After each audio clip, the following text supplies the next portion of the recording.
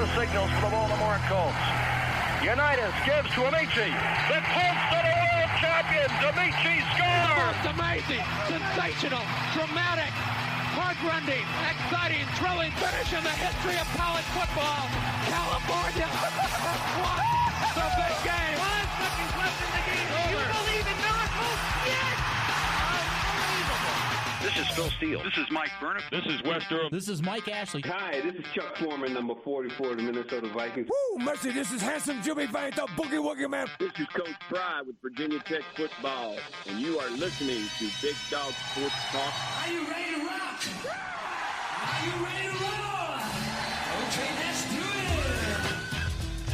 it. You're in the doghouse with Rick Watson on Big Dog Sports Talk, presented by Pulaski County Sports and Entertainment. Join us in the Family Fencing Studios and chime in on the McClellan Chiropractic chat line. He's keeping cool with help from Little River Heating and Air, but this show is straight fire. And now, the big dog, Rick Watson.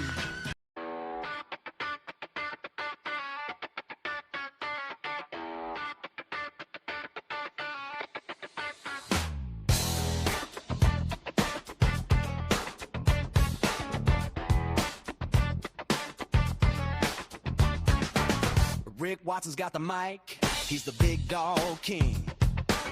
Cover sports. Hey, how are you? Good morning. It is Monday here on the program. Hope you're well, wherever you might be. We got more awfulness in terms of winter weather headed our way. We'll get into that a little bit. Hit us up on the McClellan Chiropractic chat room. A lot to get to. Also on our Professional Door Incorporated text line. You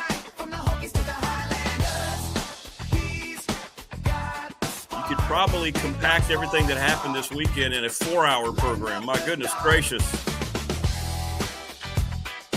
Did anything happen, guys, gals, in the world of sport? He's got the scoop, faster than a sprint. Calling plays like a coach. So what we do know is, about before we get into any of the sports stuff, weather-wise, so it's going to be one of those. Let's see all you snow people. You had your fun Thursday into Friday. You know, we had about the 3 inches or so. It was easy to well, not easy, but it was a little easier to shovel. It went away over the weekend. We had a good melt. Roads were fine. You got all the germs killed.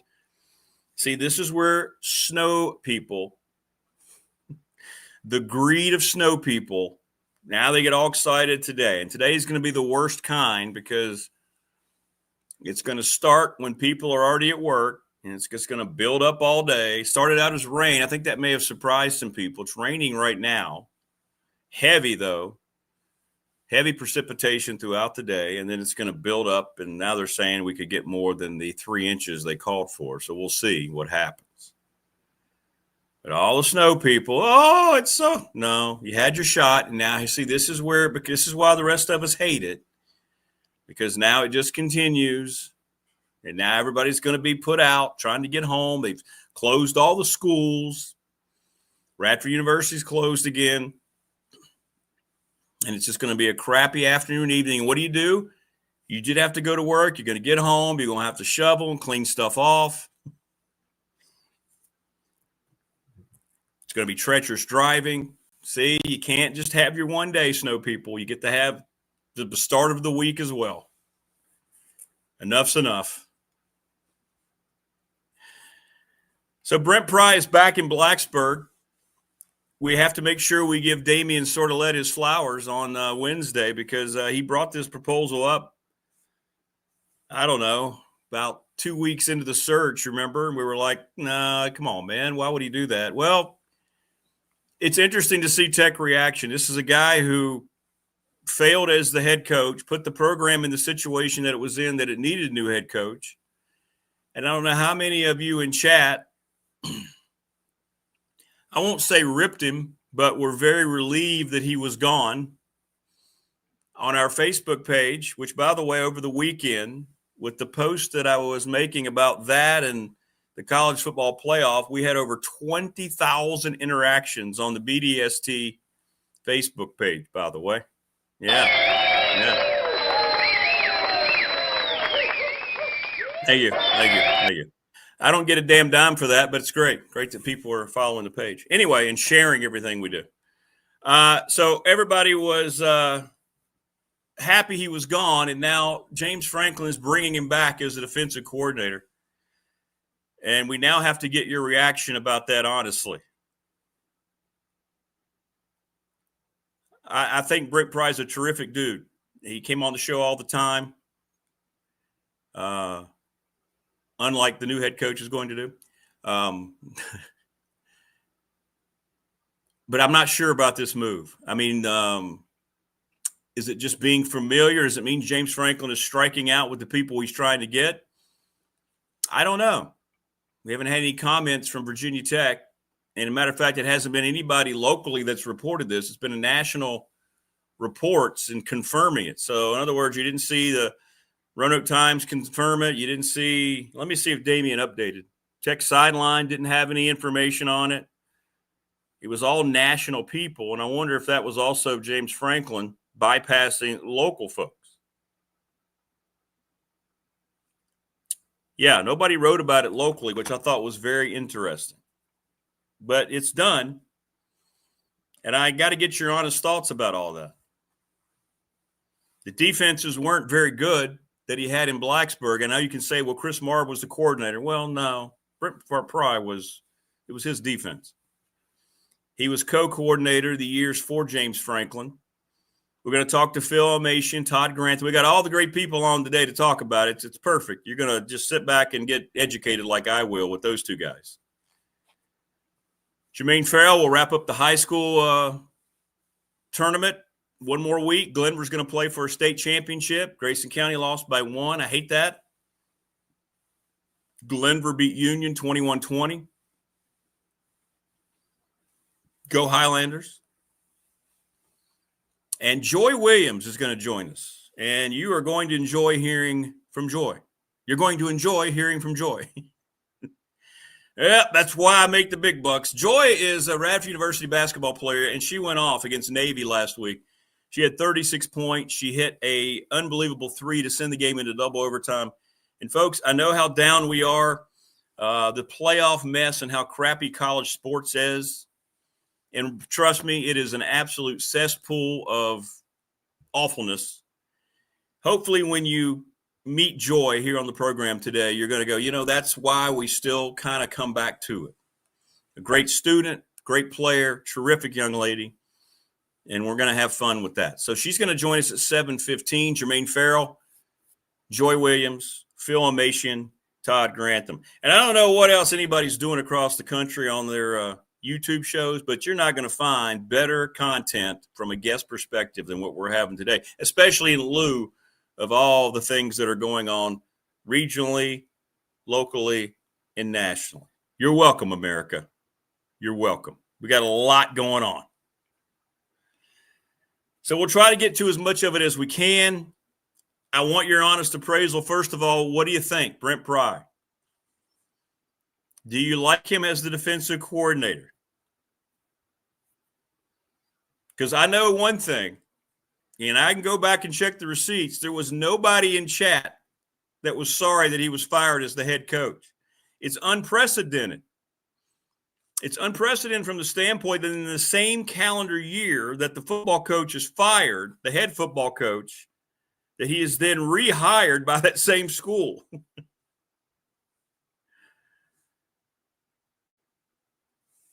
It's odd.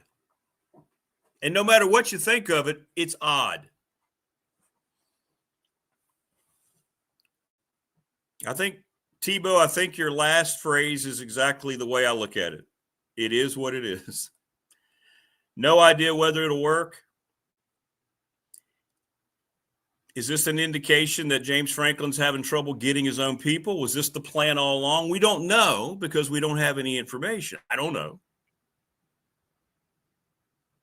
And I think people were okay if he'd have been an analyst or something, but defensive coordinator? I don't know. We'll see. I'm glad he's still around because that means I don't have to change the show open. And I'll be interested to see how Tech Fan pivots from so glad he's gone, what a disaster. There were a lot worse comments on the BDST Facebook page and here in chat and on the text line. But it was funny to see yesterday when I posted it, and that interaction alone got over 15,000, or that post alone got over 15,000 interactions. How many people are drinking the Kool-Aid? Oh, this is wonderful. Yeah. I'm like, which is it?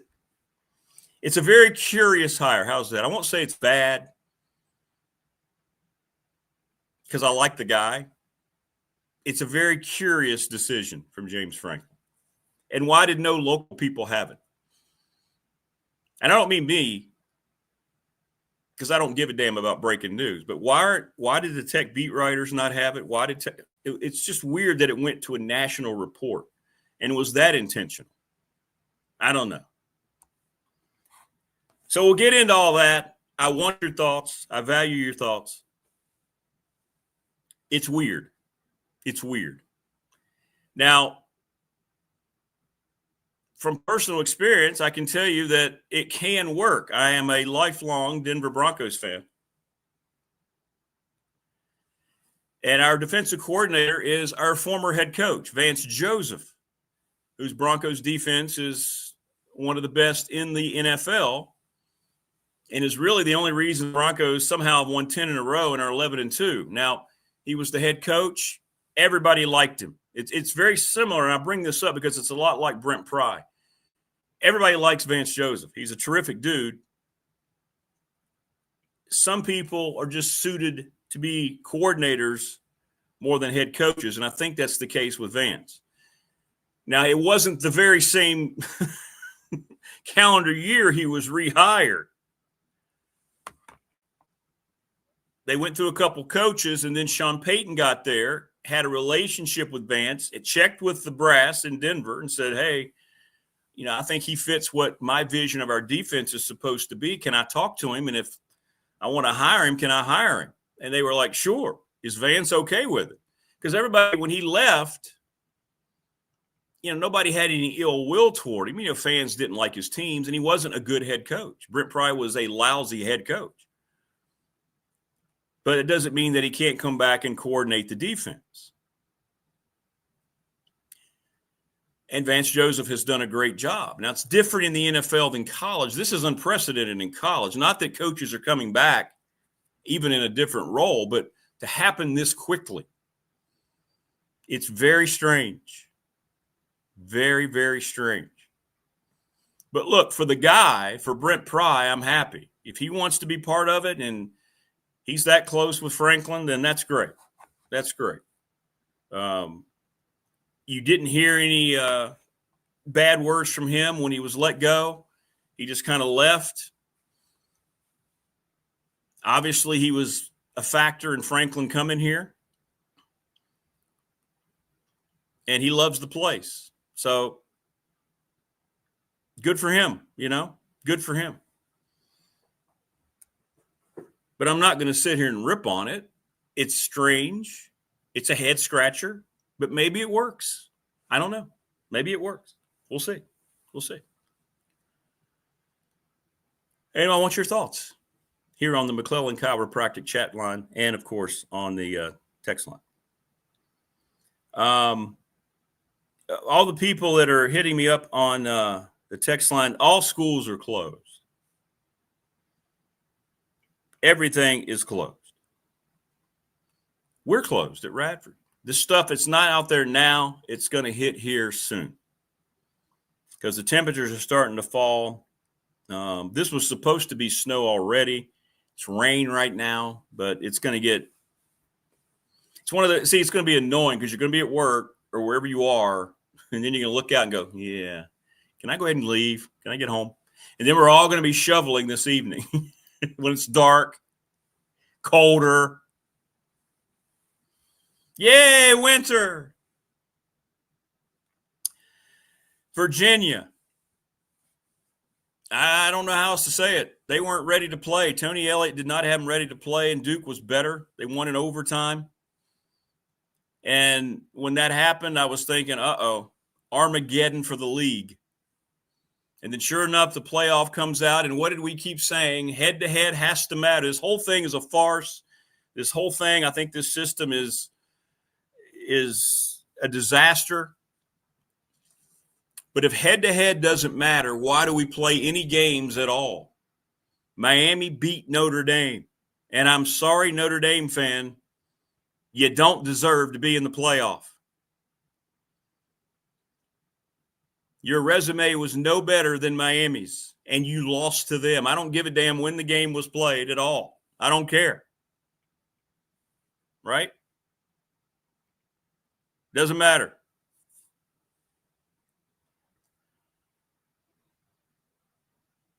Give me the significant win Notre Dame had on their schedule. USC played Texas A&M, lost. Played Miami, lost. They're not in a conference. And then how does Notre Dame react? Notre Dame decides to stomp their feet and say, we're not going to play in our bowl game. We are in massive protest.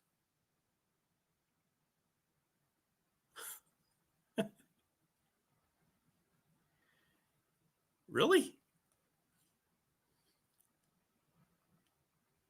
And I got to get who's the Notre Dame? Joseph, you're the Notre Dame guy. I know you're upset they didn't make it, but do you agree them not playing in a bowl game? Got to get your reaction. Penn State, for all the gloom and doom that Tech fan, all the shade that Tech fans been thrown at them, seem to recover pretty damn well with Matt Campbell. And I don't want to hear anybody dissing Matt Campbell, because when we bought back the radio show and Tech was going through their initial coaching search, and even in this one, I went back and counted. One of the first names that Tech fan wanted was Matt Campbell right after Brent Pry was fired. This was before James Franklin was let go at Penn State. Penn State hired Matt Campbell. So for all the whatever was being presumed about their coaching search and everybody trying to say that, hey, they lost one high school class, they're going to be set back 10 years. Like the transfer portal doesn't exist, and like he's not going to bring a ton of Iowa State recruits with him. I kept saying this all along. Penn State's going to be just fine. You know why? Because they're Penn State. They survived the Sandusky scandal. They're going to survive maybe a search that they didn't plan out as well as maybe a lot of people thought. And they ended up hitting a massive home run.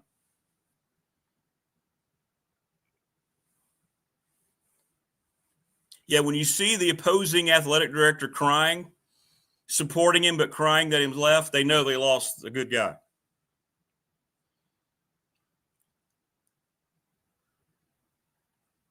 Joseph says, yes, Notre Dame thumbing their nose at being in a bowl game. And I agree. You know what? The whole Alabama thing, I agree with you, Joseph. I'll say that too. Alabama was not competitive at all against Georgia. Looked horrible. But they were moved up the week before ahead of Notre Dame for protection. And all these idiots at ESPN, Kirk Herbstreit, just shut the hell up. That guy gets paid multi-millions of dollars to have the observation, and he said this with a straight face, BYU should definitely be penalized for losing the Big 12 game, but Alabama shouldn't be for losing the SEC game. Gee, I wonder why he would say that. It has nothing to do with his network being, business partners with the SEC, does it? Nah. No integrity, no honesty. Alabama looked terrible. Just terrible. But they're in, baby. With 3 losses, they're in. 5 SEC teams get in.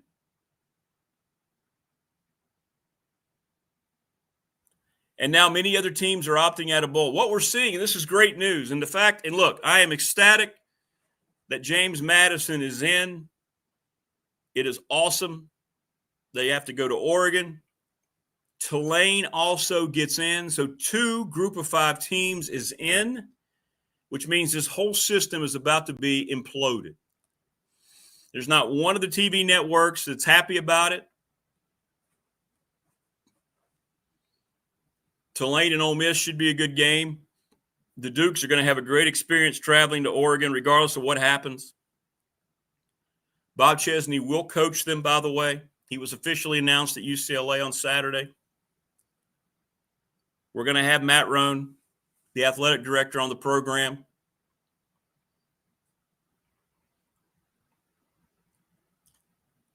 But the fact that 2 G5 teams are in, the TV networks will not stand for. And you don't want to miss Elmassian and Todd Grantham talk about all this today. Those guys were ahead of the curve telling me what was going to happen before it ever happened. And sure enough, it all happened. But there's no TV exec, no advertiser who's happy that there's 2 G5 teams in this playoff field of 12. What this is going to mean is you are going to see an expansion of the playoff that's going to be imploded. And the conversation around it's going to be a lot of fun. These networks are going to be revealed for what they are. Fox included. It's crazy. Just crazy. But anyway,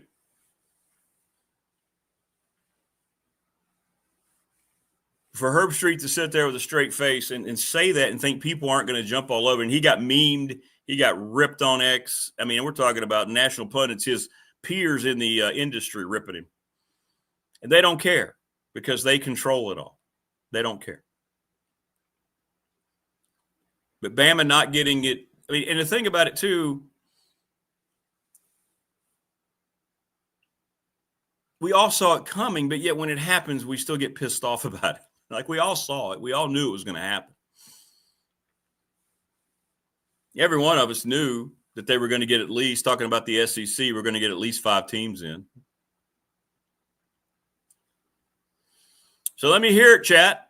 What are your thoughts? Are you jumping through hoops that Brent Pry is back as the defensive coordinator? You going to pretend like it's not weird? I'd like to know. Are you just drinking the Kool-Aid that much that every move is going to be A-okay? Because it's just weird. You fire the head coach. He's the reason the program's where it is, and you bring him back into that program. We'll see. We'll see what happens. He stayed here. You think about it. He didn't have to move. He doesn't have to pack his house, and he gets to go back to work at a place that he worked before. What a great gig.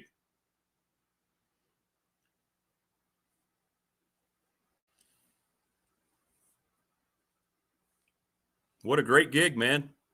It's awesome. Good for them. Good for them. But we'll see.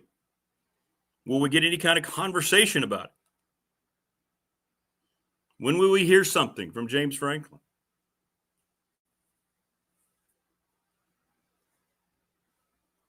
Why was everything done without the local media? Right? And Tebow, you keep saying that about UVA. Who drank the UVA Kool-Aid? What the hell does that even mean? They had won 10 games, and they were playing in the ACC championship. Okay, they got beat. They weren't ready to play. I don't know what that means. Like, I mean, I don't care either way, but you got to give them credit for having it. If you're a Virginia Tech fan, wouldn't you rather had a 10-win season? Wouldn't you rather been playing on Saturday night than being 3-9? Right? Okay. So I'll remember you said that when Virginia Tech has a 10-win season. Tech doesn't play anybody either in that league. Look at Tech's schedule next year. So if Virginia Tech, go look at their schedule next year. If they come out of there with 10 wins, are we just going to say that it doesn't matter? Winning is hard, man. 10 wins is hard to obtain. Because we see from week to week, you see upsets. These are college kids. Some of them don't care about playing. If they're not getting paid, they didn't get their check. You never know how it's going to go. The temperature of the climate has completely changed. I'm not going to sneeze at 10 wins one way or the other. Alabama didn't get 10 wins, and they're in the playoff. So if Tech gets 10 wins, I guess it's official from Tebow. It means nothing. If Tech goes 10-2 next year. Got it. Okay, we'll write that down here. 10-2 doesn't mean a damn thing. Okay. Got it.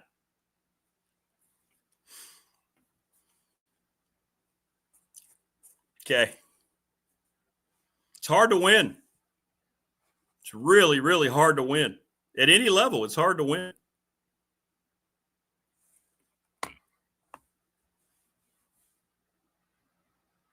But no, I'm never going to say 10 wins is not going to matter. And we talked about it all year. They didn't have great style points, but they were finding ways to win. And they almost found another way to win. That game went to overtime. By the way, this is why people think sports is not real anymore. When they tried to say that the Virginia receiver there at the end got forced out of bounds, is it me or did he not just run out of bounds by himself? Wasn't that curious? Because if he runs out of bounds by himself, he can't be the first guy to come in and make a catch. They showed these angles. You could tell they were trying to find an angle that supported the call. But tell me that wasn't just a little bit sketchy. Am I right? Or did you think that he got forced out of bounds? I didn't think he got forced out of bounds. Looked like to me he decided to take that first step or two outside of the sideline stripe. Now, you had the guy there with him, and they were kind of locked arm, but I didn't see a shove or I didn't see like a shoulder pushing him out. So I'm sitting there going, why did that count? Because I just immediately thought they were going to – because he saw the official, he threw his hat. And when they throw their hat, that means, oh, he's ineligible. He went out of bounds. It's done. But they gave it to him, and I thought that was curious. And we're going to talk about it later in the week, but more game fixing has come into the light in the NFL yesterday. And this will get pushed to the back burner with everything going on this week. But if you saw it, and it involved my Broncos, the Broncos were 8.5-point favorites. The over and under was, 40. I don't know what it was. 40. The over and under was, no, here you go. The over and under was 40.5. The Broncos were 7-point favorites. The Raiders kick a field goal as time ran out. It was 24-14, which means the Broncos had covered. The over and under was at 38. It was set at 40.5. They were winning by 10. They were favored by 7.5. The Raiders kick a field goal. The clock expires. The Broncos win by 7. And then the Raiders covered the over by 0.5 point. A meaningless field goal. You never see that. They were down 24-14. The field goal with that much time does no good. You're not going to win the game. Why else kick it if you weren't trying to manipulate the points? You're not hearing about it a lot now, but you will. It's building up on X, and there's going to be some questions that need to be answered. I'm not sure anything we watch is legitimate anymore. We know that the college football playoff's not legitimate anymore. We know that. The call in the UVA game, it's all just – yeah, the Browns game too. Yeah, you're right. The Browns game is also being scrutinized today. They're not even trying to hide it anymore. They took their quarterback out of the game to run a 2-point conversion with somebody else, like a wildcat trying to throw a throwback pass. And then nobody looked upset.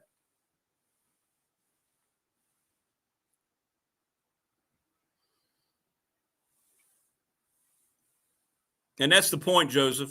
The fact Tulane is 21-point underdogs. I think JMU's larger underdogs than that.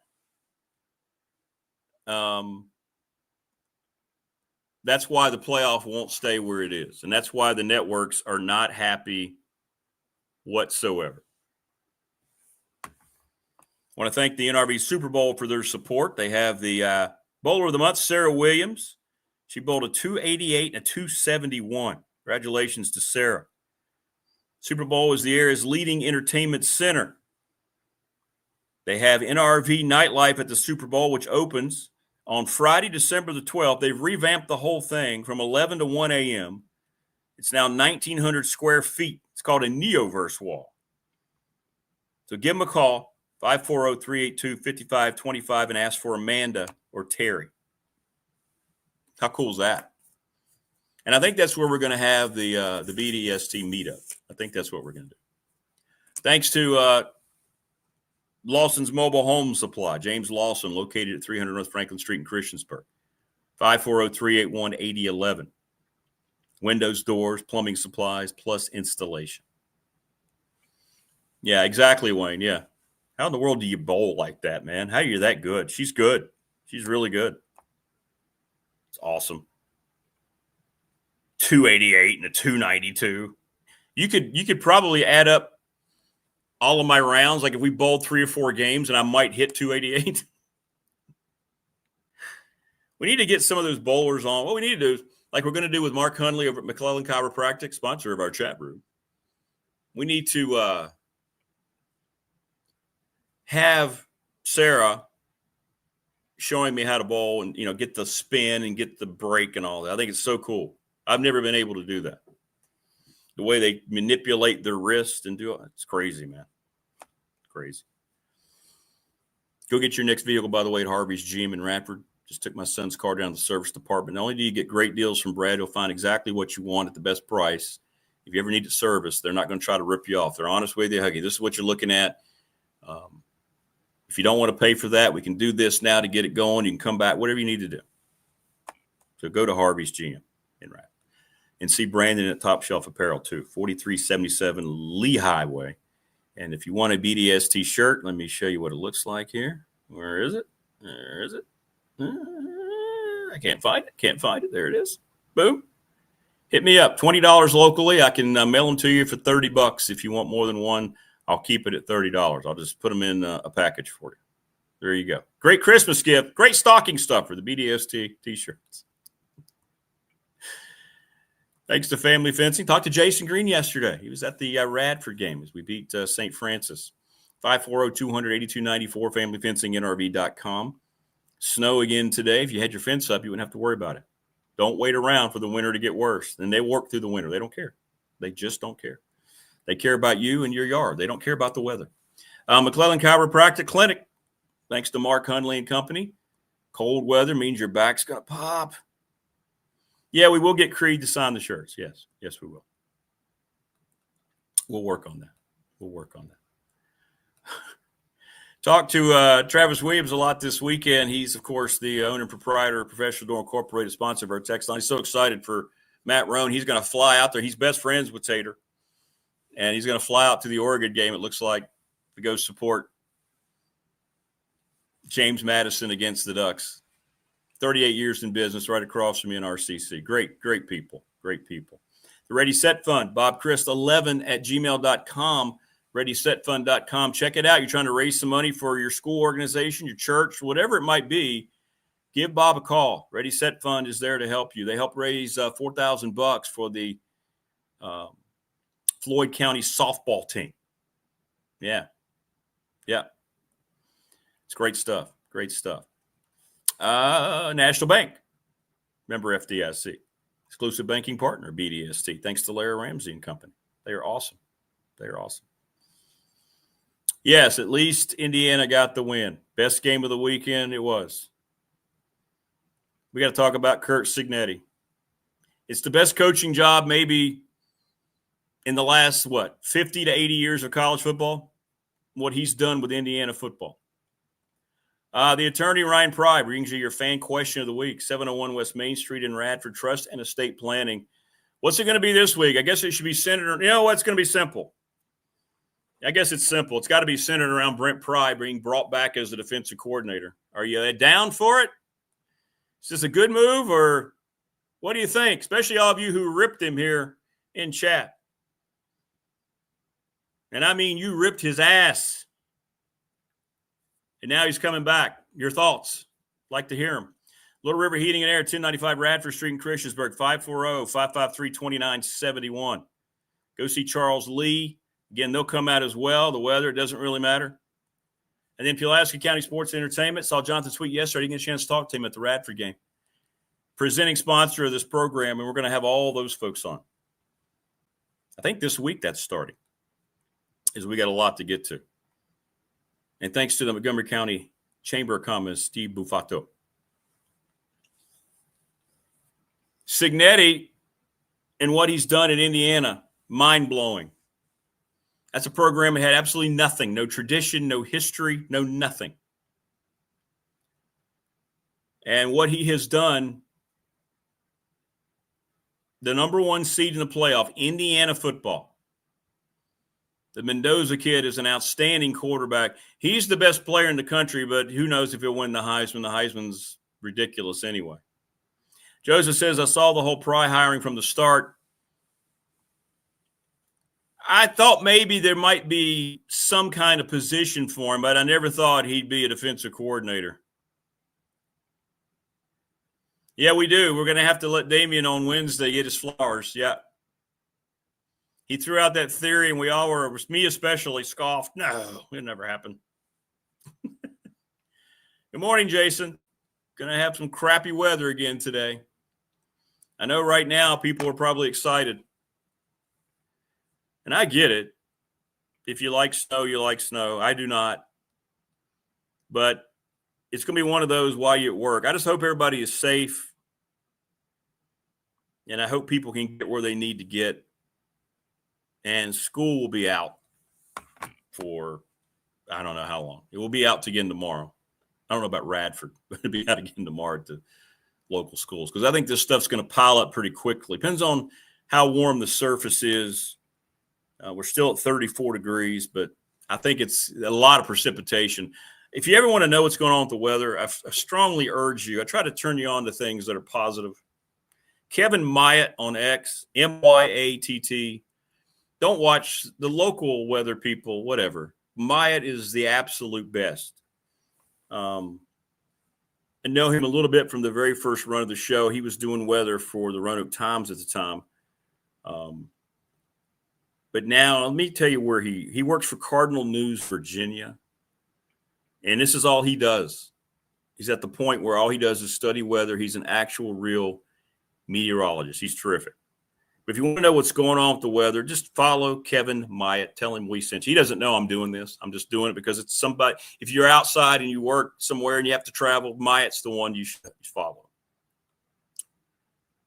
He says it's an odd patchwork of snow versus rain reports around our area as the atmosphere is cooling unevenly. Snow will develop from higher elevations to lower ones from northeast to southwest in the next couple of hours. Short-term models had this peg, but it's a bit unnerving for forecasts. In other words, we're still going to get up to 3 to 4 inches. Paul, good to have a 4-hour show today. Hey, that's true. I don't have to be at Radford. Tebow says if Franklin wants him as DC, I trust him. Okay. I hope you're right. I hope it works out for Brent Pry because I really like the guy. I really do. I really do. Cignetti has no 4- or 5-star recruits on his roster. No, he does not. It's all about coaching. You can get excited about those stupid-ass recruiting stars all you want. It's ridiculous. Those sites, by the way, and we'll ask Grantham. You want to know what coaches in college football think about the recruiting services? Nothing. 98% of those people have never even played the game. They don't see about 75 to 80% of any of the players that oh, wait a minute, he's a 5-star, he's a 4-star. And then everybody just gets all enamored. Get the players here, coach them, and then watch them perform. How many times did Frank Beamer build a team on who knows how many stars? How many walk-ons became major superstars at Virginia Tech? How many guys that nobody recruited but Tech? John Engelberger, one of my all-time favorite Hokies. Ben Taylor, Brandon Simonis. You can throw out how many names. It's about coaching. James Franklin will get good players here. Does he turn them into a championship contender? That's the key.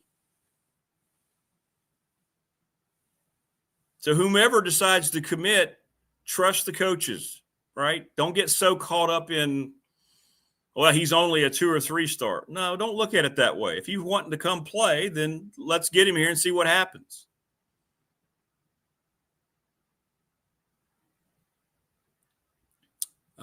Frankie, congratulations. You are a real one. Lifelong Miami fan. And you know what? For all the people who wanted UVA to lose, it worked out. Now, for me, my whole thing was tied into I did not want the ACC to be, Cody Graham, there you go. I did not want the ACC. That would have been horrible, as David Teal said last week. And when Duke won, I'm thinking, oh, my goodness.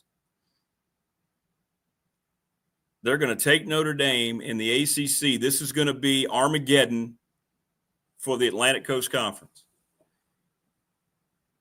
I got to be honest, I did not think they were going to put Miami in. I did not. So it worked out for all the Tech fans who wanted UVA to lose. Lost. They didn't win the ACC, and you still have an ACC team in the postseason. And I'm sorry, Notre Dame fan, it's hard to argue. You lost the game to Miami. If the games don't matter, why the hell are we playing them? And I think everybody with 2 eyes could watch and see that Miami has more talent than anybody in the league. And maybe now they're going to, with this reprieve, they're going to show everybody they belong. We'll see. We'll see. What's up, KB? Joi is coming on at 7:15. Joi Williams will be on with us at 7:15.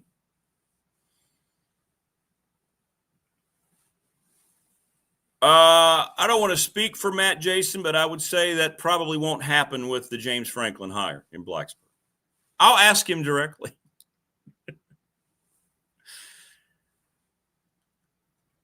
Matty is a football AD. He's proved that. He's proved that. And I think if he were to ever come to Blacksburg, he wouldn't be able to do much with football, and I don't think that would satisfy him. Because it's going to be James Franklin's show and James Franklin only, right? What's up, Robert? Good morning. How are you? But there can't be any Notre Dame fan. Well, I can't say there can't be any. But declining the bowl game and the comments they made after, it's almost as if they believe that everyone looks at them like they look at themselves. They're not part of a conference. And by the way, Todd Grantham sent me this. I got to ask him about this. Hang on. And I want to know what you think of this. By the way, each team selected in the playoff bracket gets $4 million. That means $20 million more to the SEC. Ross Dellinger said this. And let me know. I bet it is cold there, Robert. It's kind of cold here, too. We're getting a lot of snow, too. Not like you, though. Robert's our friend from Montana who stopped by. And thanks for subscribing, Robert. Joseph, did you know about this? As part of the MOU that was signed last spring, Notre Dame is assured of a college football playoff berth, if it's ranked in the top 12 starting next year. So in other words, they would have been in this year. So if this year's situation unfolds again next year with a team like Miami, then the final at-large team would have gotten bumped for number 11, Notre Dame.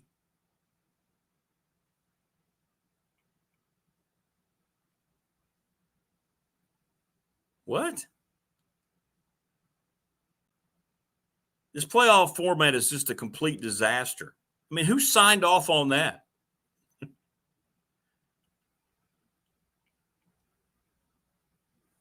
Notre Dame next year plays Wisconsin, who nearly fired its coach. Rice. Michigan State fired their coach. Purdue, horrible. North Carolina, horrible. Navy. They play Miami. BC, SMU, at Syracuse, Stanford, and USC. So how does Notre Dame, not part of a conference, get that? And I got to ask Todd about that. That just seems like a complete conflict of interest to me. I don't understand.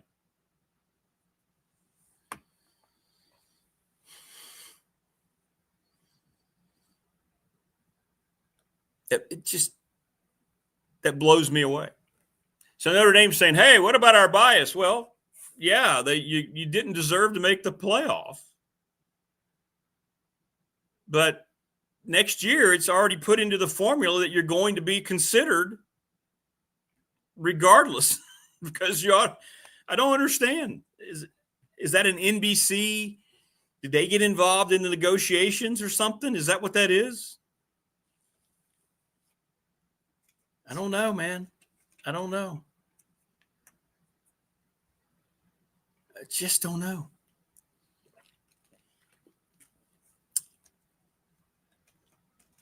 I think you're going to see it expanded to 16 next year. That's my opinion. A lot of people are asking me on the Professional Door text line. Everything ESPN and Disney touches has ruined. They've ruined all the movie franchises, and they've ruined college football.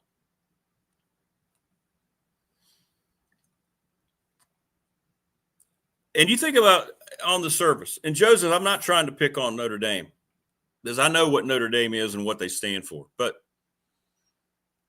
in what world does one team get to play by different rules? They don't have to be part of a conference. They're the only team that's going to get that kind of consideration, the one I just read from Ross Dellinger. They can schedule anybody they want. Now, for the most part, they don't always load down with cupcakes. They do challenge themselves, and everybody's going to want to play Notre Dame because of the money it brings in. But you're not part of a conference in any way, shape, or form. You don't have to worry about a conference road game. I know you play a few ACC games, but that's not the same. And now you get this special little inclusion beginning next year. If you're in the top 12, you're going to be in the playoff. Doesn't matter what happens.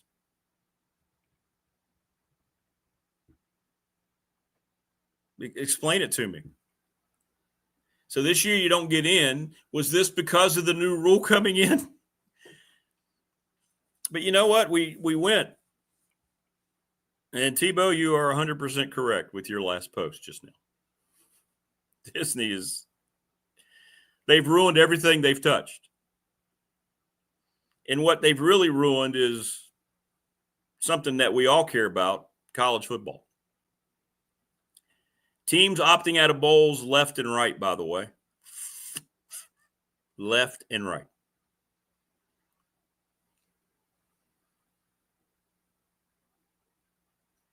All right, here we go. So let's go through Notre Dame one more time. One more time. Lost to Miami, lost to Texas A&M. You beat Purdue, Arkansas,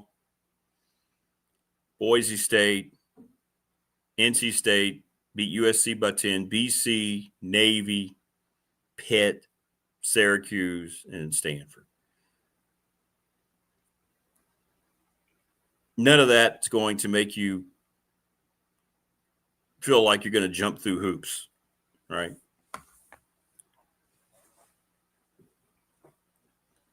Yeah. Tater, Matt Roan, he turned into a star after he got on the mic. Yeah, the JMU fans, that was ridiculous. Throwing snowballs is idiotic and it's completely stupid. Hey, good morning, Prometheus. Yeah, that was stupid. Careless, stupid, dumb. Why people behave that way, I don't know. But, boy, Tater took care of it. Matt Roan got on there. He was all over social media, man. He was pissed. He was upset. We're in Southwest Virginia, Citaram. Southwest Virginia. We're in the Southeast region of the United States. We talk about all things sports. Yeah. But yeah, he was mad. Very, very mad. And he got it done. Once he made that announcement, man, you could see everybody just sit back and go, okay. But that's stupid. I don't know why you're throwing snowballs at kids out there trying to play the game. Can't happen. Oh, really? Welcome from India. Hey, mark it down. That's like the 9th or 10th different country that's been represented in our chat since we started the show. Welcome.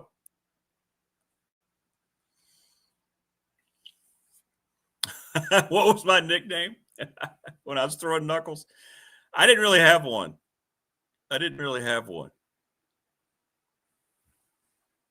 Like, I didn't have anything written on the back of my robe.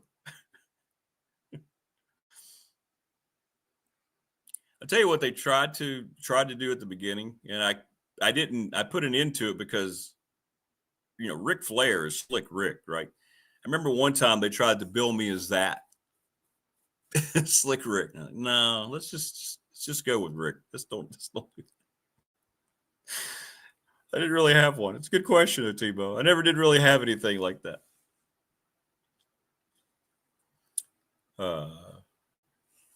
Yeah, the conference games, yeah, it's got the bowl games, the whole system's corrupt. That being said, we will do a bowl challenge here on the program. I'll put it up on the Facebook page.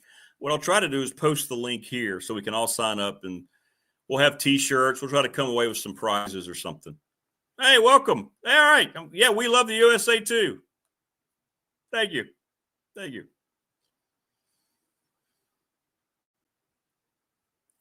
I was white bean.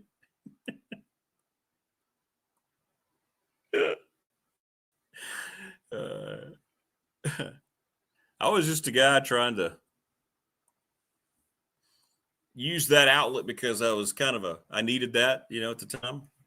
And I loved it. The discipline it taught me. It serves me very well every day of my life going forward. The things you learn when you commit to that. And I'll tell you one thing, when you are staring face first into the eyes of somebody else there in the center of the ring, and your whole goal is to knock their head off, their whole goal is to knock your head off. There's not a whole lot of things outside of that scare you. Just put it that way.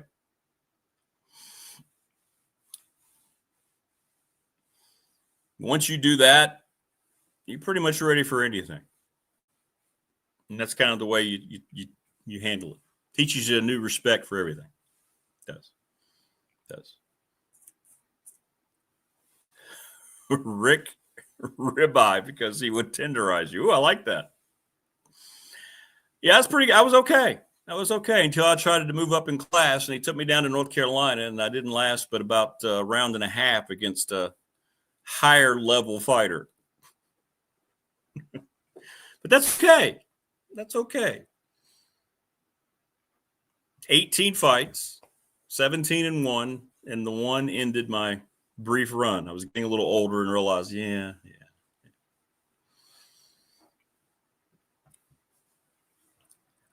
Joseph, as you know, Rick, Notre Dame's schedule, like all others, are meet. Well, yeah, but that's not – they can get out of that pretty easy now, especially Notre Dame. They thought Boise State and USC, would be, but they're not. Yeah, they fail. But you can get out of those schedules pretty quickly. Virginia Tech has proven that too, right? They've proven that. So Joi Williams at 7:15 right after Germaine. We're looking forward to talking with Joi. I'm going to send her the invite now. She sent me her email address. Let me do that now. I'm telling you, you're going to have a great time meeting Joi. It's going to give you hope for the student athlete experience. And the way that our women's coach, Mike McGuire, and his staff. All right, let me make sure I've got this thing right here because I am really bad at typing. Really, really bad at typing. All right. So I'm going to send her that now. But we need some good news with student athletes. We just need some good news. We need some positive vibes. Everything's down. I got to be honest. The whole college football thing is so not corrupt. It's so bad. It's so bad. Yeah, Robert, how about those Broncos? 10 in a row. Beat the Raiders. And then there's controversy today with that field goal that didn't need to be kicked at all. Wow, it's crazy. No cauliflower ear. No cauliflower ear. But, hey, look, full disclosure, last fight, kid by the name of Marcus Reese. And I went down to a little bit beyond Greensboro, had that fight.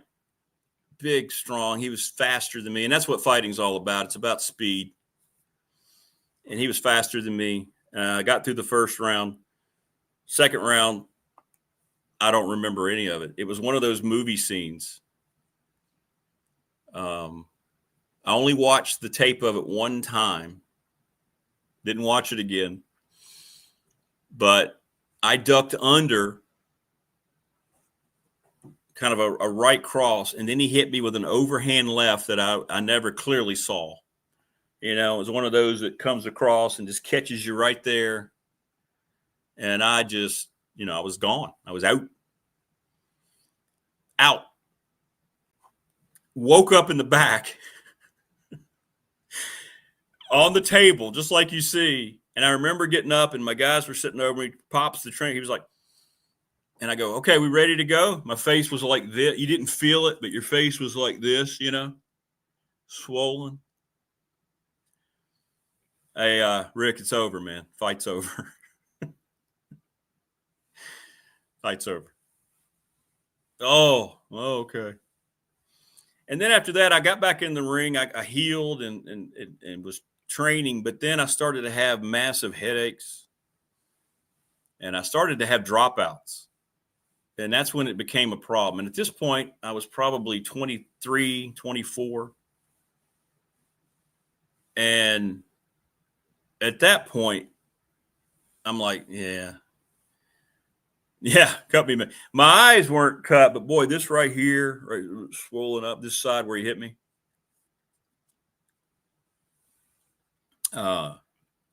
And what I mean by dropouts is, let's say you and I were sitting in the room, we were talking about Brent Pry coming back, we were talking about the playoff, and you'd be talking, and all of a sudden I'd just be like,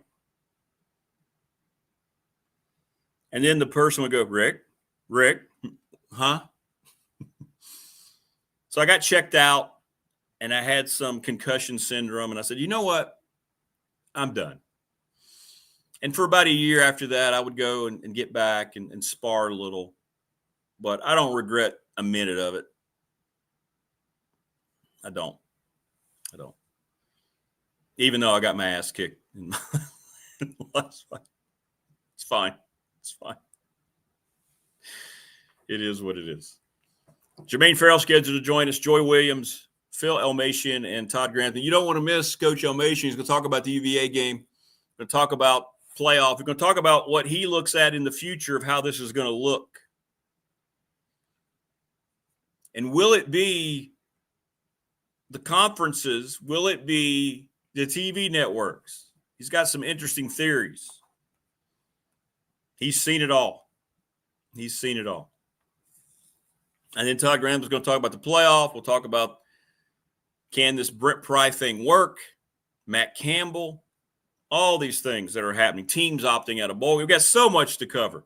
This could be a 17-hour show today. Paul, don't get me started. Don't do it, Paul. I give Paul a hard time. He keeps saying I need to expand the show.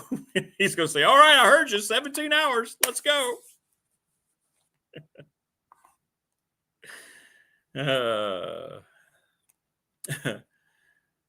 T-Bone, T-Bone, T-Bone, Coco the monkey. Go, go, go, go, go, go. You like T-Bones? I love them. Well, then I think you need to be T-Bone.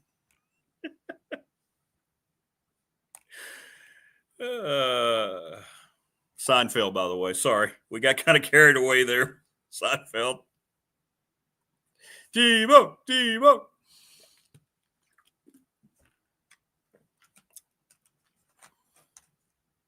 People in text line. I have one VHS tape of a couple of my fights. Yes, yes. I do. It's all I have left. Building's gone. Everything's gone. Sad. Sad. But Kevin Bowen does a great job over at they're not sponsors, but I don't give a damn. Kevin Bowen at Blacksburg Boxing and Fitness does a great job. Kevin's great. Kevin's great. What's up, Morris? Good morning. Oh, I missed your open today. I'm sorry. There's so much going on. Morris, I'm sorry. The ass man. Oh, yeah, and when he was using the license plate to get the preferred parking. Hey, buddy, that's staff only. Hey, proctologist. God.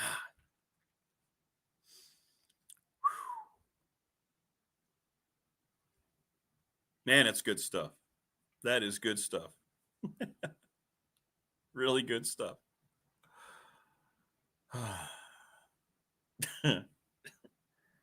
I'll tell you this about Toby Lawal. He's out for a long time. I do know that. I got some intel on that. So what you're going to see is Mike Young when he mentions Toby Lawal. And you know what? That was a good win against Mason. Who was that? Was that? I don't know who posted it. Tebow, you're right. Mason was 9-0, and Mason's a really, really good mid-major team. I think Tech's played really well without Lawal. No, I didn't have the Macho Camacho shorts.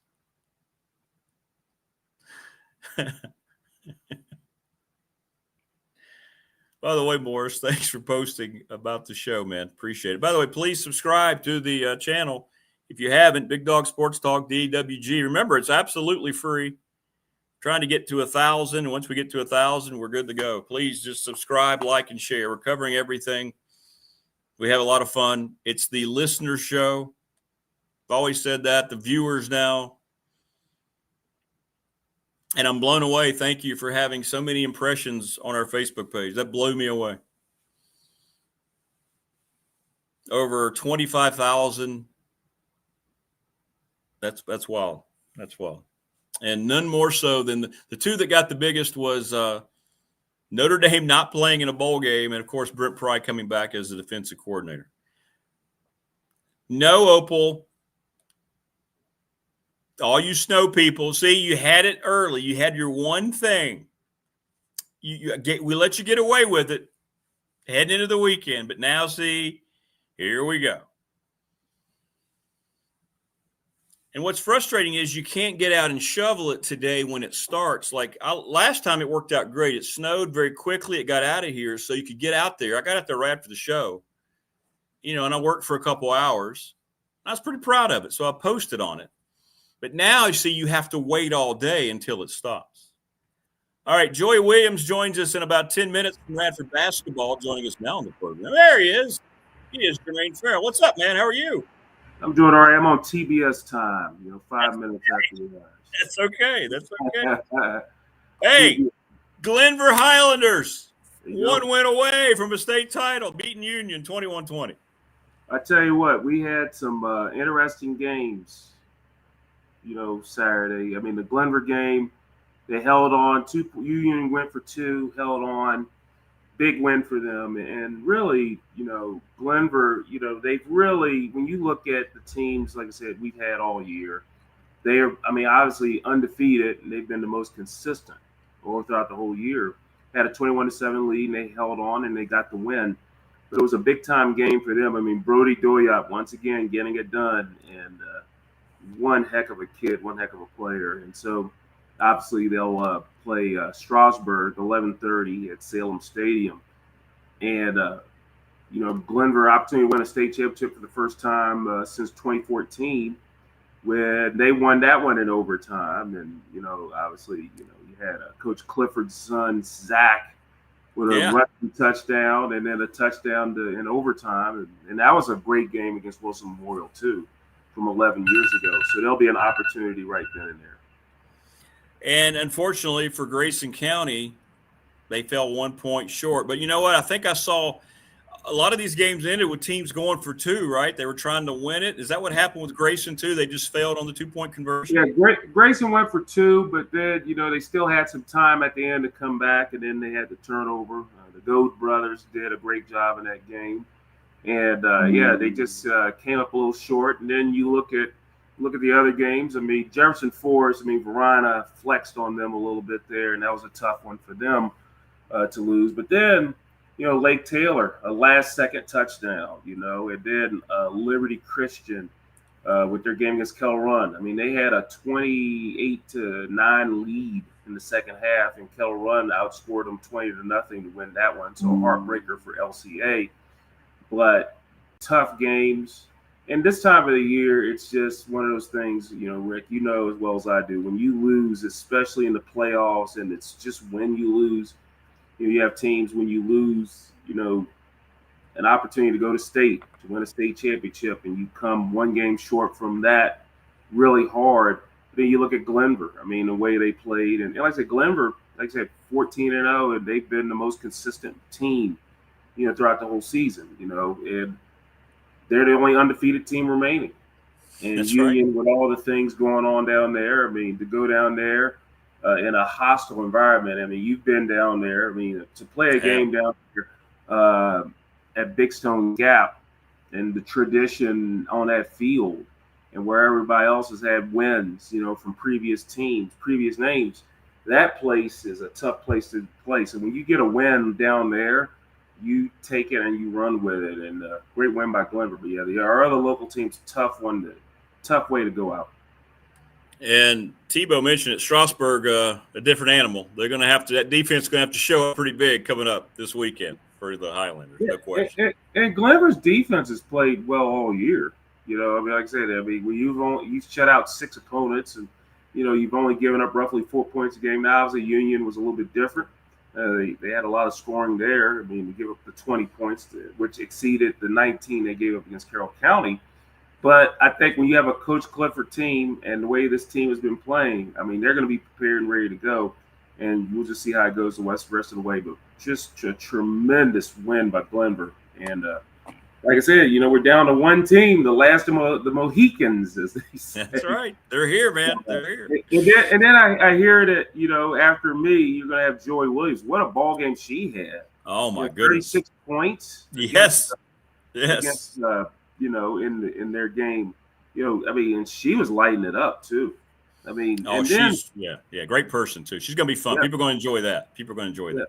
And Coach McGuire and what he's done with the Radford program. I mean, the all-time winningest coach at Radford for the women, and then obviously getting close to 200 victories and all that. I mean, what a tremendous coach. And I think he's not only is he a tremendous coach, he's a tremendous person. Yeah, he's a great guy. We've interacted with him several times, and there's a reason why his teams are always successful. It's because of what he's done. And when you get players like a Joi Williams, 36. I think she was 6 points away from the all-time record. I think the record was 2, something like that. So yeah, absolutely. Hey, I got to ask you real quick, man. Brent Pry back as the defensive coordinator. I don't know who had that on their bingo card. Maybe after James Franklin came on board, we thought maybe he would be added in some capacity. But as the main guy back coordinating that defense, it's going to be interesting. I don't believe we've ever seen this before, not at the collegiate level, same year. Well, I think the biggest thing is when you have the relationship between Coach Franklin and obviously Coach Pry. And the thing is, Coach Pry, he's one heck of a defensive coach. I mean, look what he did with Penn State and their defenses, and even at Vanderbilt. So they are attached together, and they have had that. And I think people were talking about, well, why would you bring him back in that way? But, Coach Pry has a love for Virginia Tech, and I think he wants to do whatever he can to help Virginia Tech. And I'm sure that again, I don't have the inside scoop on this, but I'm sure there have been conversations. And, I'm sure Coach Franklin was having conversations with Coach Pry about Virginia Tech. And I'm sure during that conversation, hey, would you like to come back as defensive coordinator? And I think that'll be an interesting thing. And sometimes this might help Coach Pry down the line if he ever wants to be a head coach again, because sometimes, you have a lot of coaches that were head coaches. They've gone back and become coordinators, and they sometimes you shine more as a coordinator or assistant coach than a head coach. It's a whole different ball game when you move over to the next chair, because there's so many other obligations. And again, I think his love for Virginia Tech will be a big help and big plus. And he probably figured that wherever Coach Franklin was going to go, that Coach Pry would go with him. It's just interesting again to be at Virginia Tech. It's pretty good, but I think he'll do a great job as a defensive coordinator, and he can coach. Just didn't work out from the head coaching role, and we'll see how it goes. And I think he'll be embraced, and I think he'll do a good job with the Tech defense. Well, I'm happy for him. He's a great dude. As you know, we got to know him really well. He always came on the show, and just a great guy. And I'm glad that he doesn't have to move. He can stay at a place that he loves. I mean, I hope it works out, because I really like the guy. I hope it works out for him. I do. And I think, Rick, the pressure of being the head coach is so much different than the coordinator role. I mean, at the end of the day, the success or anything that happens at Virginia Tech, it's all going to fall down on Coach Brent Pry. Coach James Franklin's shoulders. So they're going to look at Coach Franklin for anything that happens, good or bad, with the program. So that's correct. Something that they'll do that. Whereas at the defensive coordinator, he'll have to worry about it. And more than likely, I mean, I'm sure that Coach Pry will keep a lot of the coaches that are still there, and that's another thing when you look at that. He could keep a lot of the coaches that are on the defensive side of the ball, or Coach Franklin might say, hey, you might make changes here. But, the defense last year for Virginia Tech showed flashes. I think there are things that they were doing, but we'll see how it goes. And I think Coach Pry will do a good job with that. He will. Well, JF, thanks, brother. I hope you have a great week. Stay safe, and we'll see you if the Glenver Highlanders can bring it home, man. We'll talk about all of it next week, and then we'll get into I want to get into this playoff situation with you, too, next week. So.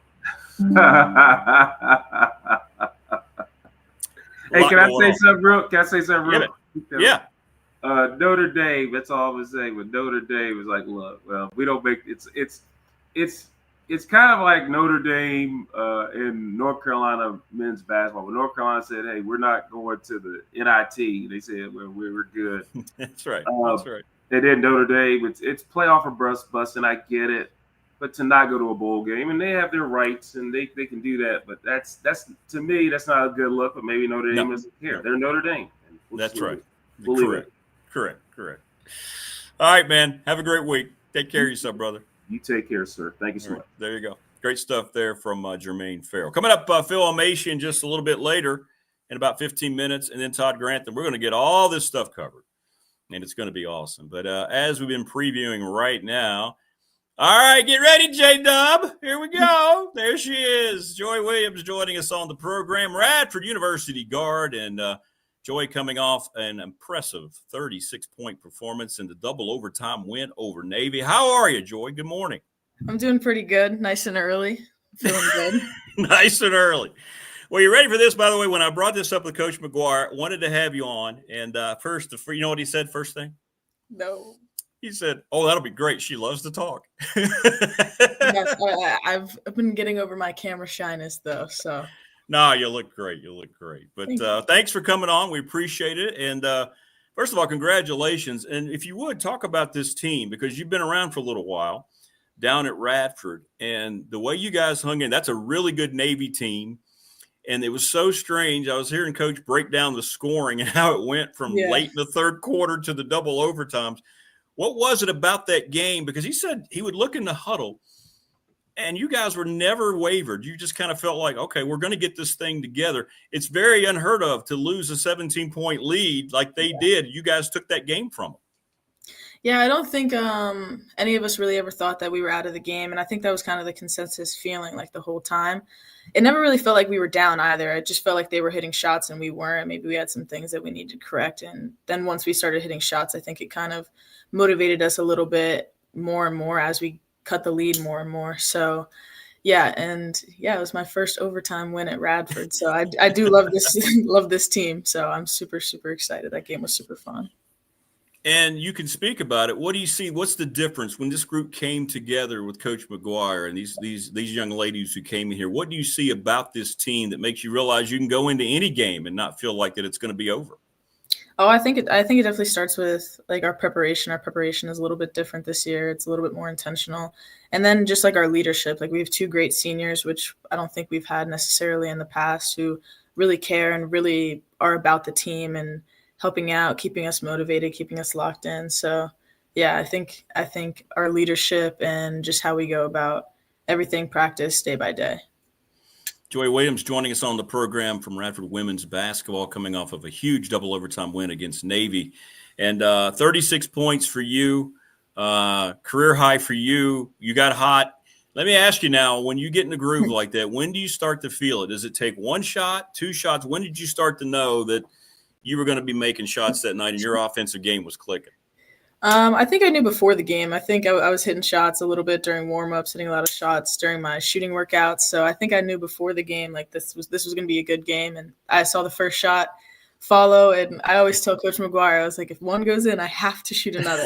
So I'm gonna keep going until I miss. So I just kept testing my luck and it kept working out for me. All right, so take us through the possession. I mean, I've watched it I don't know how many times. Take us through the possession at the end of the first overtime. If people haven't seen it, you need to go find it. How far were you out and what was going through your mind when you looked up and realized, I got to let this thing go? So we drew up the play. Well, we didn't draw up the play. We ran a play that we already had. And I realized kind of right after, I was like, oh, they're going to let us score a layup. Obviously, we were down 3. They were going to let us score a layup. So I was like, I kind of went into panic mode. And I was just like, give me the ball. And, I kind of blacked out from there. And I just let it fly. And it went in. Euphoria. And then you carried that momentum into the second overtime and you took care of business. But that's a great point. See, and you do that, right? Your coaches talk about it. You've kind of got that coach's mentality out there because you're right. They were trying to make sure you didn't shoot a 3. So you had to get that thing out of your hand. Yeah. So the Highlanders take this now, exam week. Take us through now. People are asking your major. What is your major, by the way? I'm business management. Oh, well, you're going to kill it. You're going to kill it. Thank you. But take us through what it's like now. You go through all these practices, being a student athlete, the true representation of a student athlete, and now you've got exams. What's it like this week knowing there's not really any basketball games to play, but you got to take care of business in the classroom? It can be a little bit stressful at times, but I think just making sure that you have like good planning skills and stuff like that, knowing in advance exactly when things are aligning. I think this week can actually allow you to, focus on other things a little bit more and kind of let go, knowing that your preparation before exam week was fine. And, hopefully that your exams aren't make or break for your grades. So I think that's just the best case scenario when it's like, it doesn't necessarily matter how well I do on this exam right now. And then with exam week, we don't have class schedules like every single day. We just have our one exam. So it allows practice schedule to become a little bit more easier. And they work with us and make sure it's easy on us. So it's not too bad. And then I know coaches love this time of year, Joi, because after exams, you're just basketball players, right? You'll go away for the holidays, but then you'll come back and it's just basketball for a while. So that's got to be thrilling a little bit too. Yeah, it is. It is, especially just we can do a little bit more extra workouts, like fine tuning some things, not necessarily just like practice and scout. So I do like this time of year. Well, let's talk about your development. First of all, as a person and as a basketball player, since you got to Radford and started playing for Coach McGuire, what is it about his program that excites you, that made you want to come here, and that you continue to excel now as this team's building toward really great things as we get closer to the conference schedule?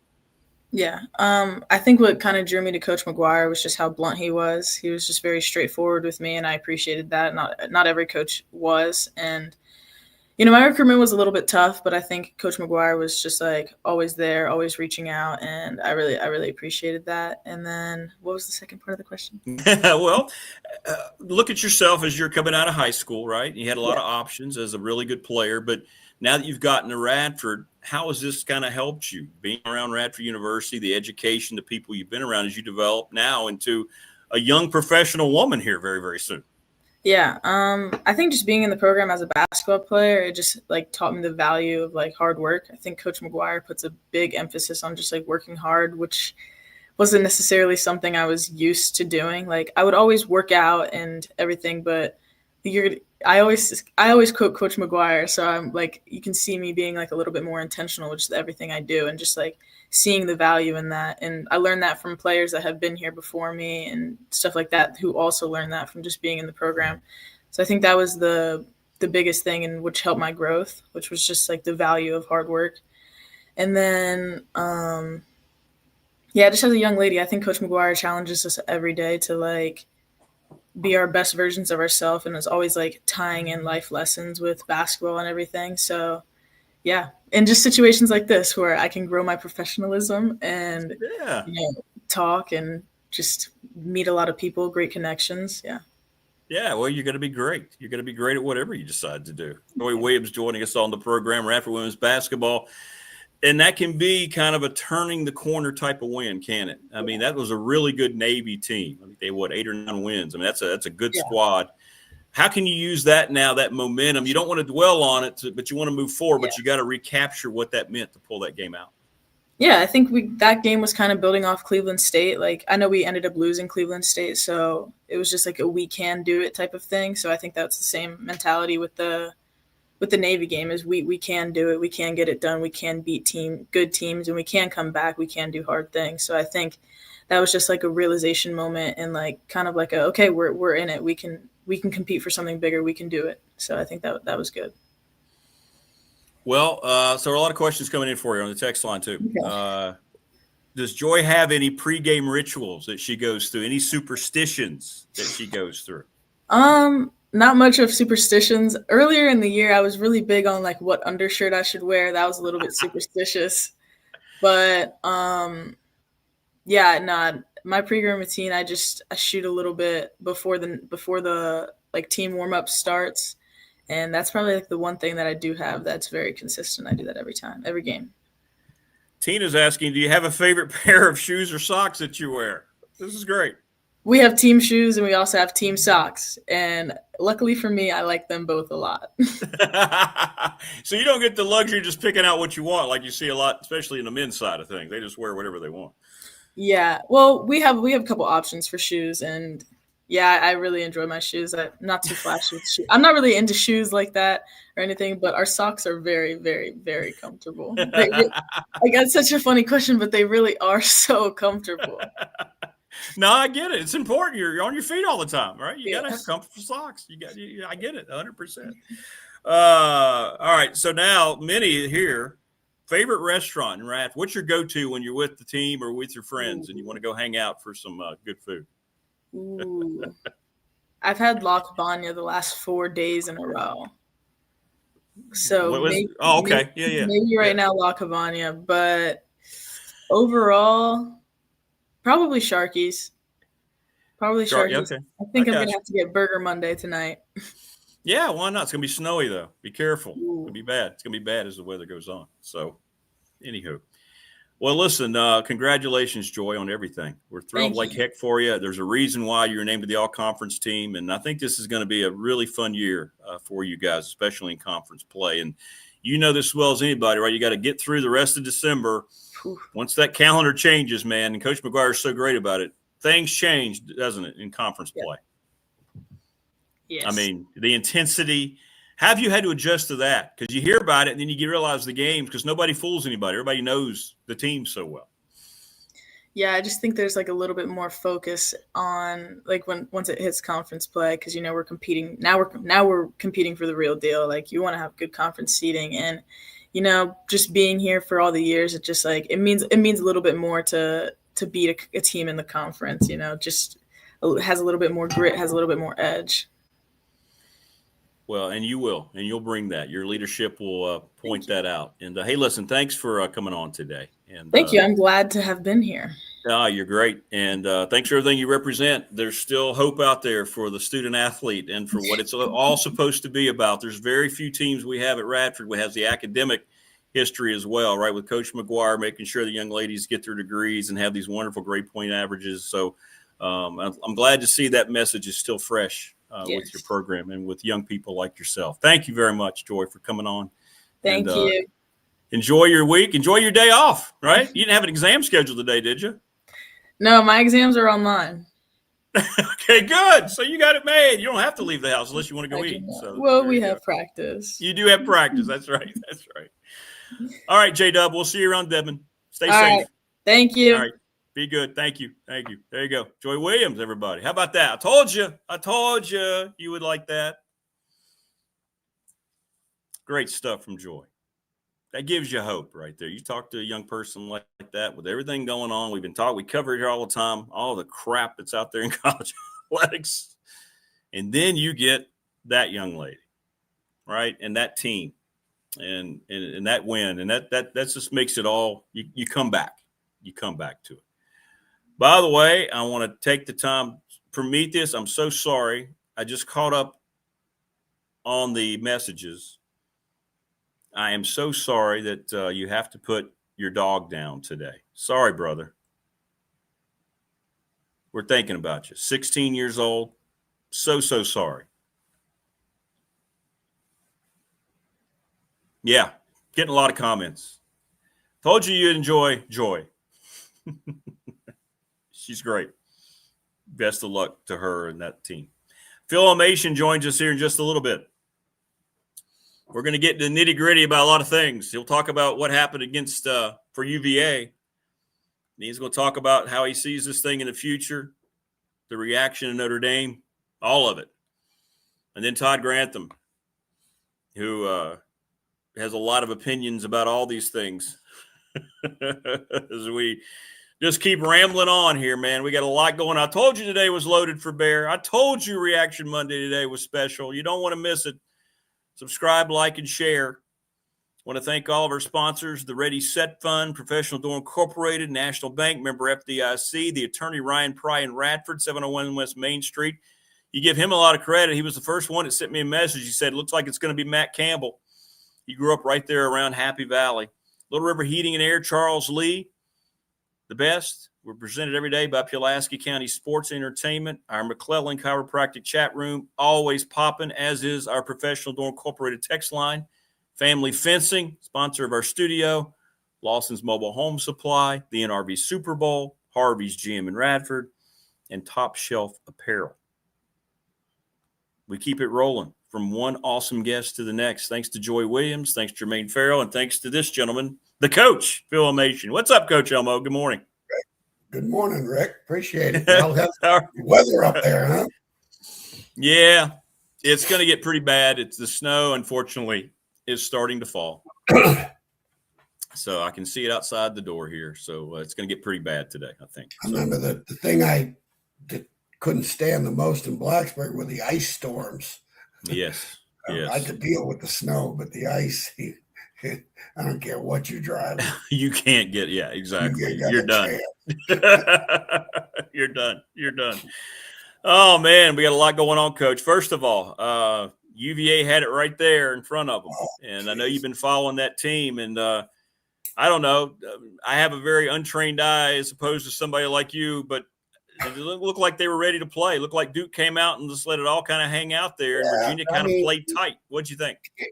Here's what, and before the game, my thoughts were, I was looking at the Duke team, and offensively, statistically in the conference games, Duke was right up there with Virginia. They're both in most of the statistics that, like I've always said, can determine the outcome of a game. Offensively, Duke and Virginia, a lot of similarities. defensively, there were discrepancies, big discrepancies. UVA's defense way more productive consistently throughout the year as opposed to Duke's. And you look at the last game they played in. Now, what happens is, if you're at Duke as a coach, your challenge is, hey, we've got to outperform UVA's defense because they're going to make plays. And when they make their plays, we've got to stay up with it. Offenses are going to negate themselves.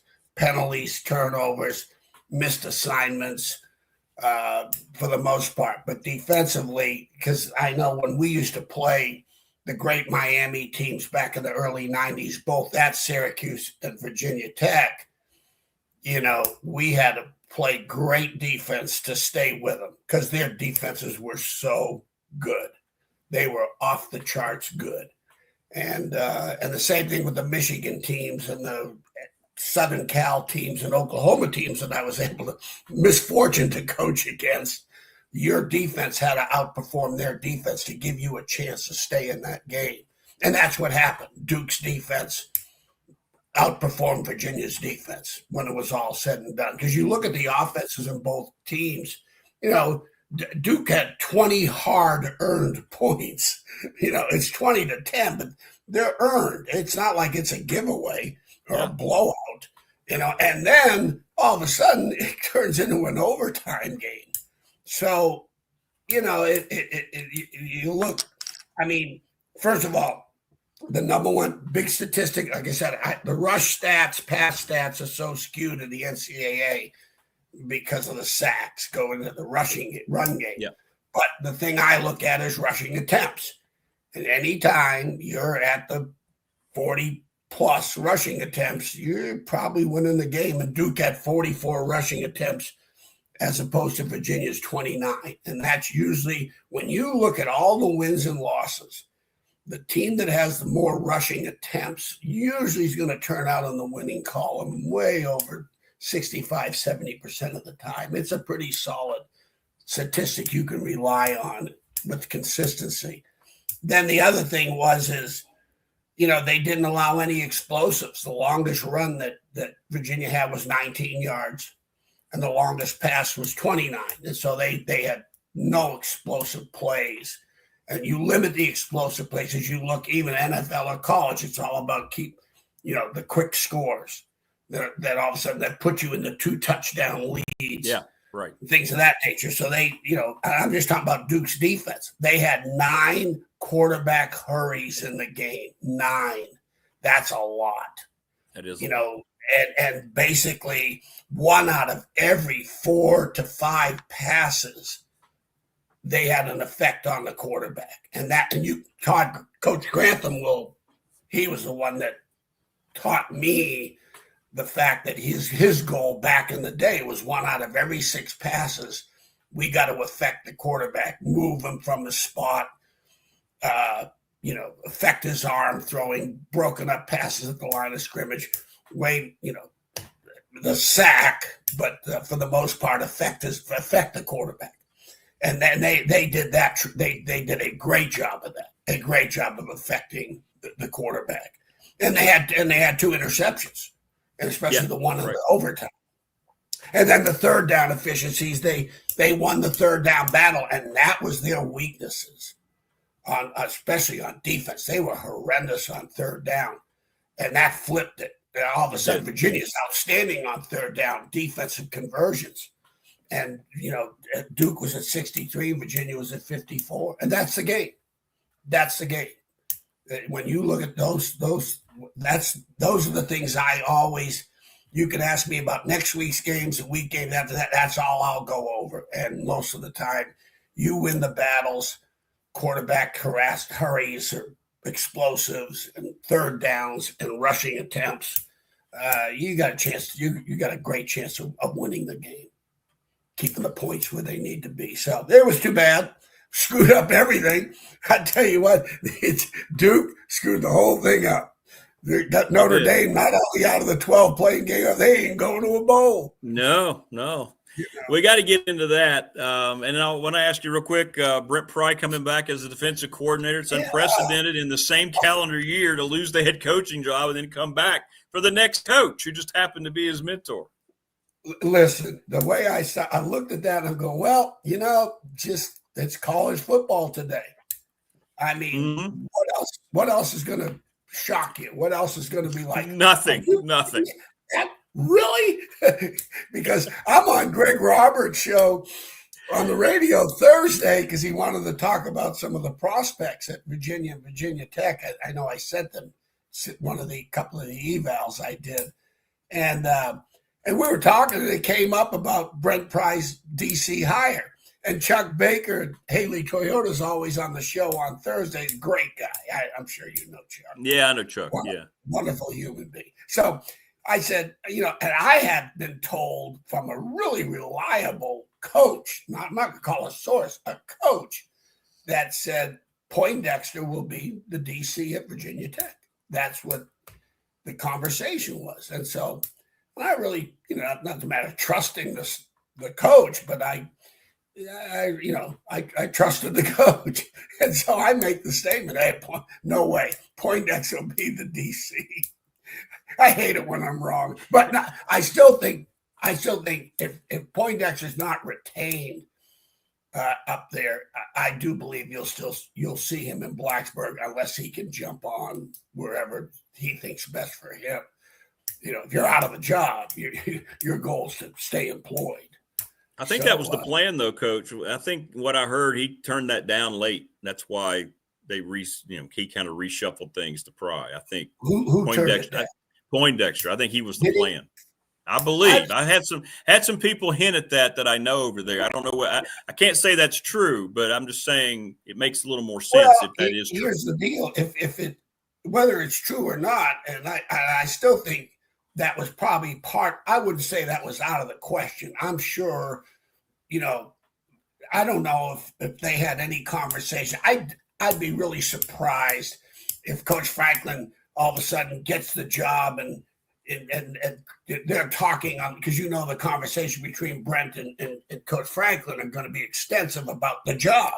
Well, I'm not so sure that conversation. Oh, by the way, if I take this, you can stay as coordinator. I'd be shocked if that conversation went on. I do think. Me too.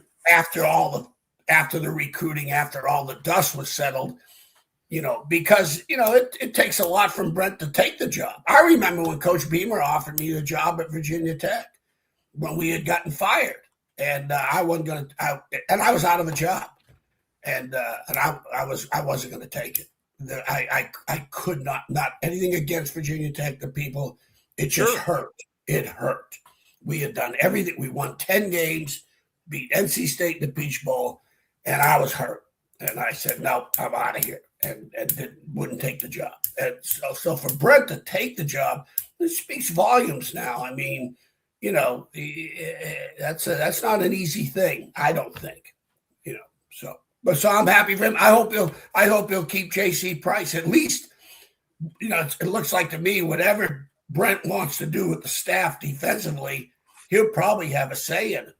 So maybe he'll get to keep, I'm really biased towards JC because he played for me, but hope he'll get to keep JC and maybe Poindexter will come down and join him. I've heard Poindexter. I don't know, but everything I've heard about him, they say he is a great, great coach. So we'll see how it works out.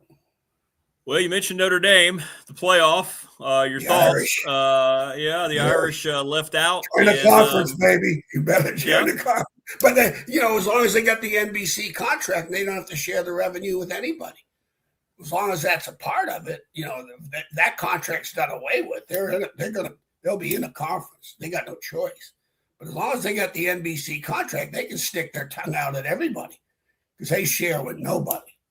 That what extra millions, 30, whatever that is, it goes right into the pocket. Right. And hey, nobody understands the business of education and athletics better than a Catholic priest. Trust me. That's true. That's very, very true. Did they get it right? Did they get the field right? I'm so happy. You know what? So happy. Yes and no. I mean, the sad part is, we got to expand. Oh, we got to expand. Next thing, every year you got to expand until you might as well just have everybody play. But, and this is the old participation trophy. No, listen, there's only so many teams in the country. I'll say this. Let me go digress a little bit. Indiana beating Ohio State. Here's the thing that people don't appreciate. Maybe Todd will have a say in this too. I'd just love to hear his perspective. I know this, and my being in the Big Ten, as good a teams as Wisconsin, we had back-to-back Rose Bowls and Big Ten championships, and we beat Ohio State 42-17 in the horseshoe. Right. We never beat them in recruiting. There's not one kid on our football team that was offered a scholarship at Ohio State. Not one. Right. Not one. And I will say the same thing about Indiana. I would venture to say that out of the 22 starters, maybe 2 of them, would have been offered at Ohio State. Maybe. To me, that's how I look at the significance of the win. I get Indiana in the past, the records and the losing records. But the thing that I appreciate the most is now he has changed the Indiana body of work in terms of talent, without a doubt. You can see especially the O-line and the defense. However, they just beat probably the most talented football team in the country, recruiting-wise. Way more talented than Michigan. And they did it with their defense. Again, their defense outperformed Ohio State's defense. They did. The Virginia Duke game and the Indiana-Ohio State game had a lot of similarities from that perspective, because that was the challenge I know I would always bring to the players when we were playing Miami, or if we were going to go play Ohio State. Hey, we got to outperform their defense, because they're going to make their plays, and we got to counter it to stay in this game and let the offense's chips fall where they may. So, but the bowl thing's a little bit of a mess, Rick. The teams are opting out now, which is crazy. Systems fall apart. Yeah, the coaches are opting out, and the players, that hasn't even begun yet. Wait till the players start opting out this week, which they will. They're going. It'll be a lot. Yeah. The bowl, it's really sad. You know what I feel sad for? Those bowl people. I've been involved in 18 bowls in my career. Okay. Wow. 18. I went to 18 bowls when I was involved in about 30 which you now call Power 4 schools. I was involved in 18 bowls. The only major one I didn't get to was the orange, the sugar, the rose, fiesta, cotton, And let me tell you, those people in the bowl sites, they work so hard to make it a great experience for the players. They really do. They go way above and beyond. And just the genuine hospitality and the efforts that the community and the people put in for the bowls, which is not even talked about. That's what I feel bad for some of these people when the Notre Dame decides we're not going. You talk about disappointment to that bowl committee, the community, because the revenue that would be brought into that community is awesome. And they go out of their way to make it a great experience for the staff, the families, and the players. And that's what I have a big problem with. Well, I've been saving it because you had a great breakdown. I think you and I talked about a week and a half ago and how you see the future of this thing and who's really going to control it. So I didn't want to steal your thunder, but the more I thought they'll never do this. I was like, man, he's right. This is exactly what's going to happen. Well, this will never happen. But really, I don't know. I know Todd, and the reason why I just love Todd Grantham, but I can't get enough of Todd. He is so damn smart, and that's why he was my lifeblood at Virginia Tech, and he always educated me on what's going on now. That the number one issue that I know, and I've known this. And I keep hearing the pundits talk about things are going to change. It's got to change. This can't sustain. Well, not as the NCAA has control of it, because they're going to get whatever you think they need to do the portal, do away with it. More time, less time, this date, that date. They're going to get sued. Yeah. A player is going to sue the NCAA, and the NCAA is going to lose. They've lost every lawsuit, and that's why nothing can change. They can't change.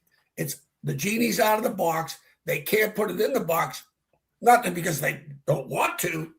They can't because of the lawsuits. That's the problem.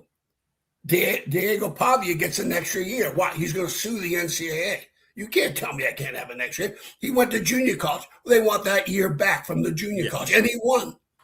Yeah, right. Those basketball players come from the European League. If they don't let them in, they're going to get sued. Why? I ain't been to college. Right. Why can't I play?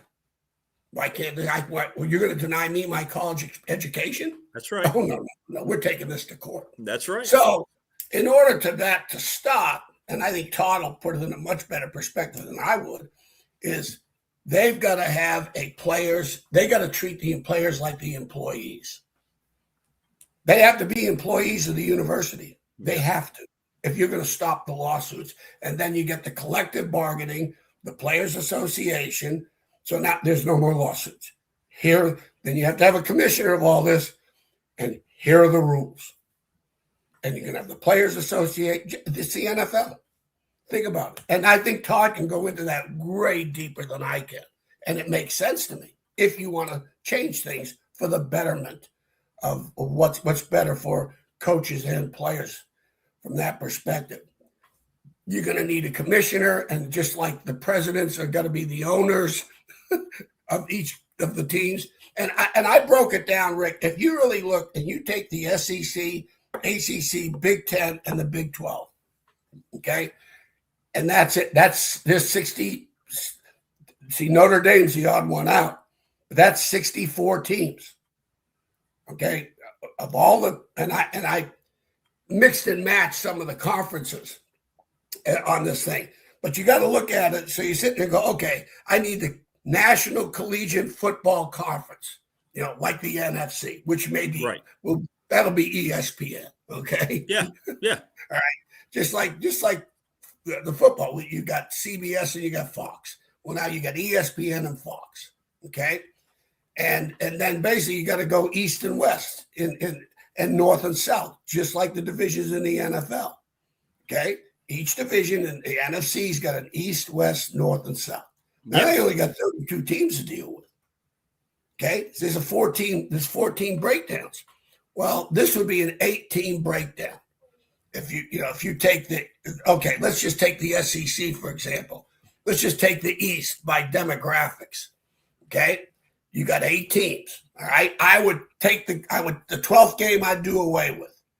You got to go back to 11 games. So you got 2 out of conference games. You can go into whatever you want to do with the 2 out of conference. You can go schedule a group of 5 team if you want. To help them, give them money and support the group of 5 if you feel that way. Okay.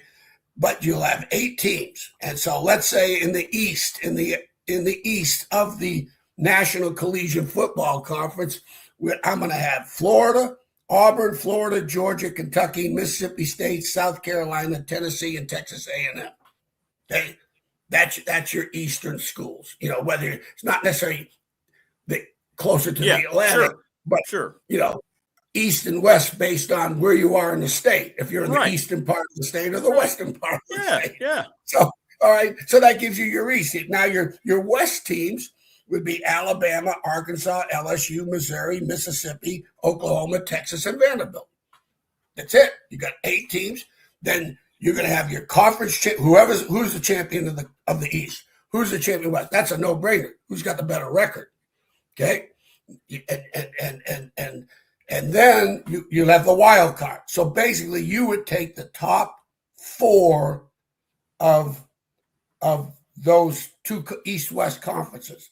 Let's say it'd be Auburn and Florida for the East and Alabama and Arkansas by alphabetical order for the West. Okay. All right. The second place teams are the wild card games. Okay.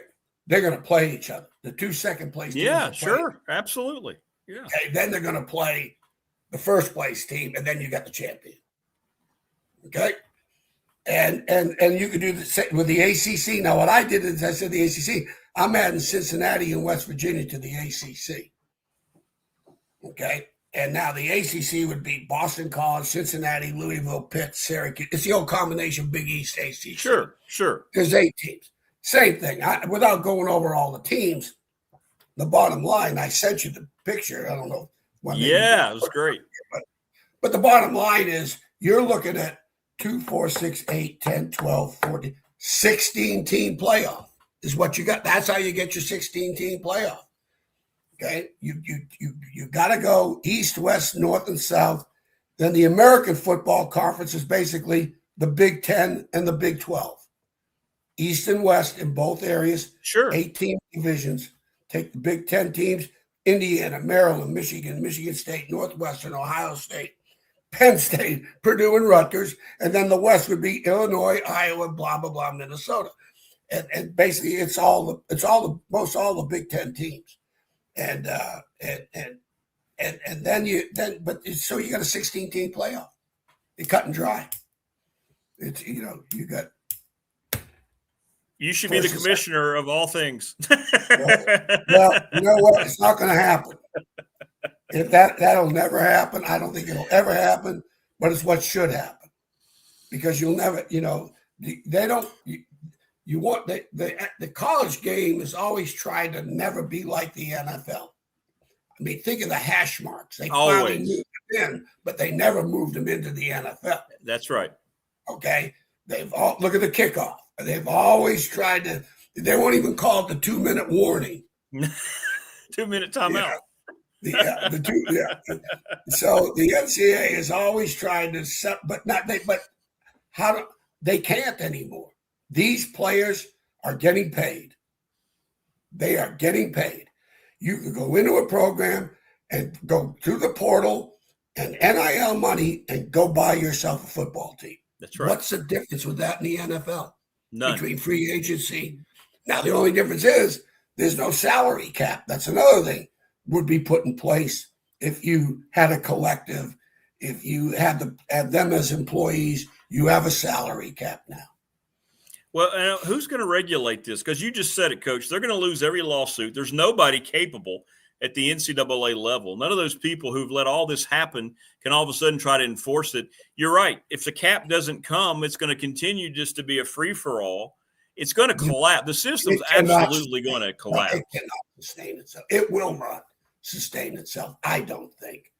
And you know what? And if you're Ohio State, you could care less. If it stays the same, I'm good with that.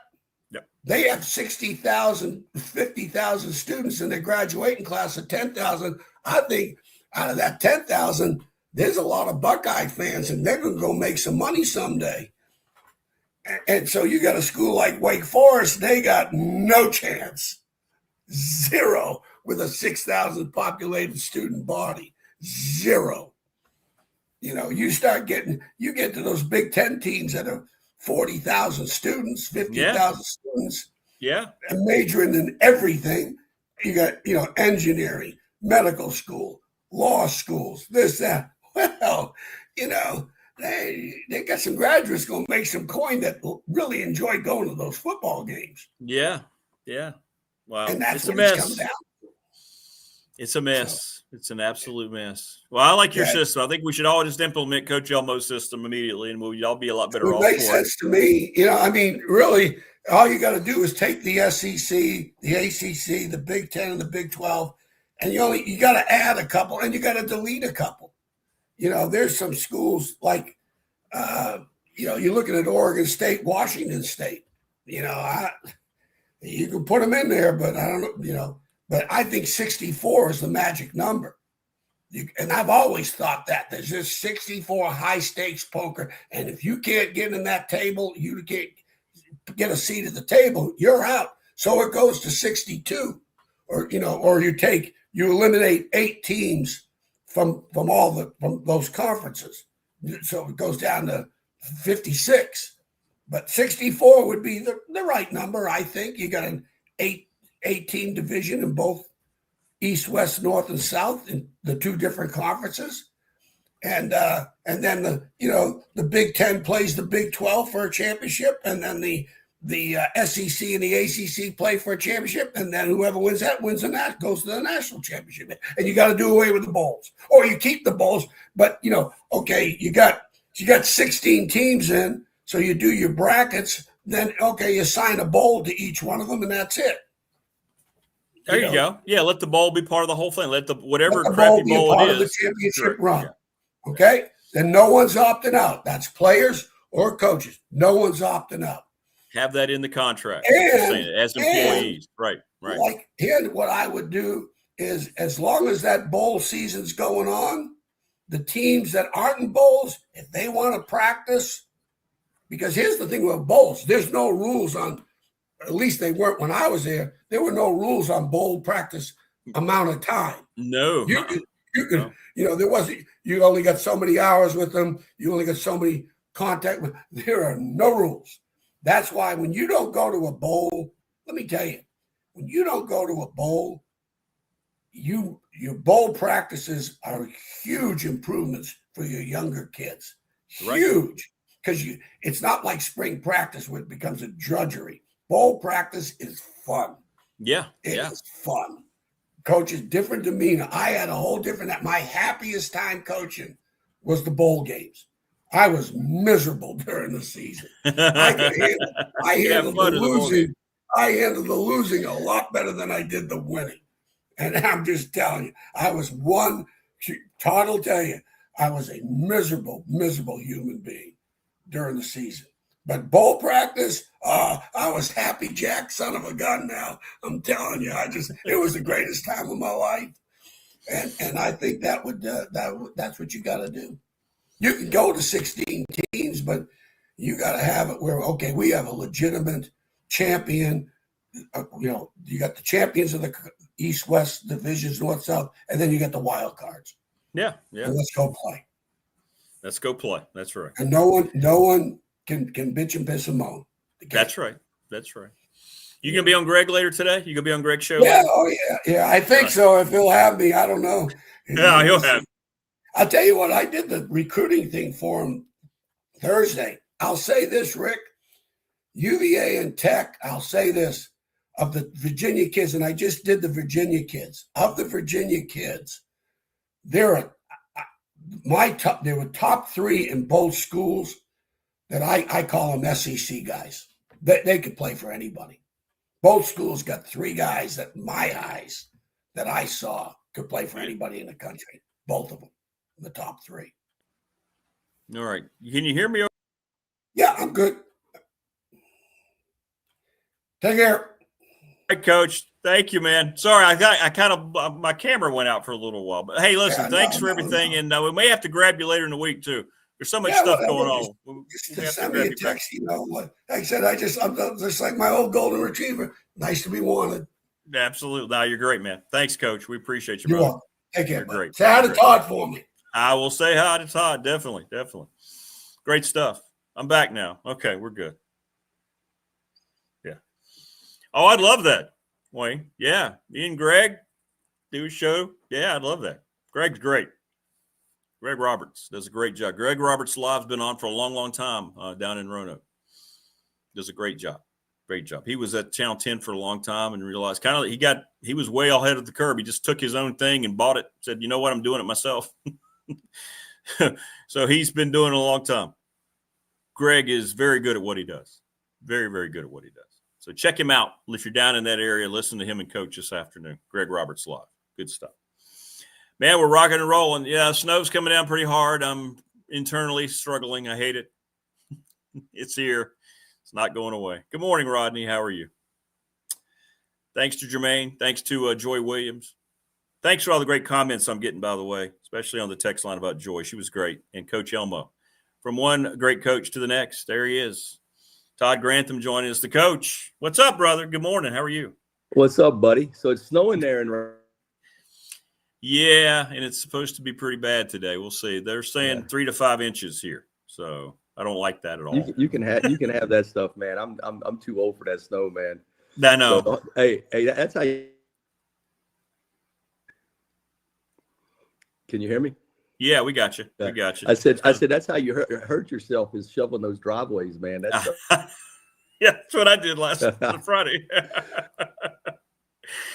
All right, man. Where do we start? I guess let's start with Brent Pry going back to Tech as defensive coordinator. What's some of your thoughts about that?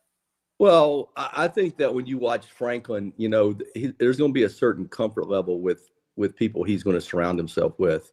He wants to make sure he's comfortable with the people that are around him, and that he doesn't deviate from his style to run a program. And he felt comfortable with him. So I think there's an obvious thing there. And he had success with him at Penn State. Brent's really too young to retire.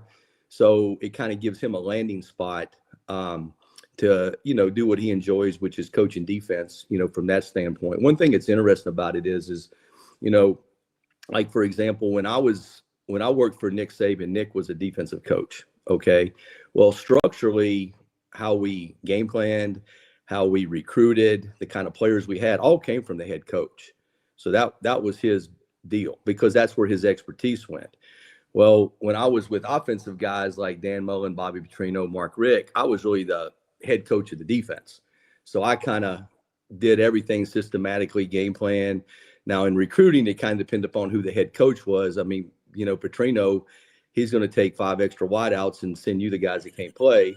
And Dan was more about, hey, we're going to get defensive players. So that part of it would change. They've not been very good this year on defense, and they've really regressed over the years. And really that's where your expertise is, from, the size of the players up front to the way you're structured and those kind of things. But really, I think what Franklin is saying is, hey, I can manage that because my expertise is recruiting. I know the kind of players that I want to have to be successful. You just get them ready to play. And I really think that's what it's come down to, is there's a comfort level with each other. He knows that he can manage, Franklin, can manage maybe the issues that he sees within the defense.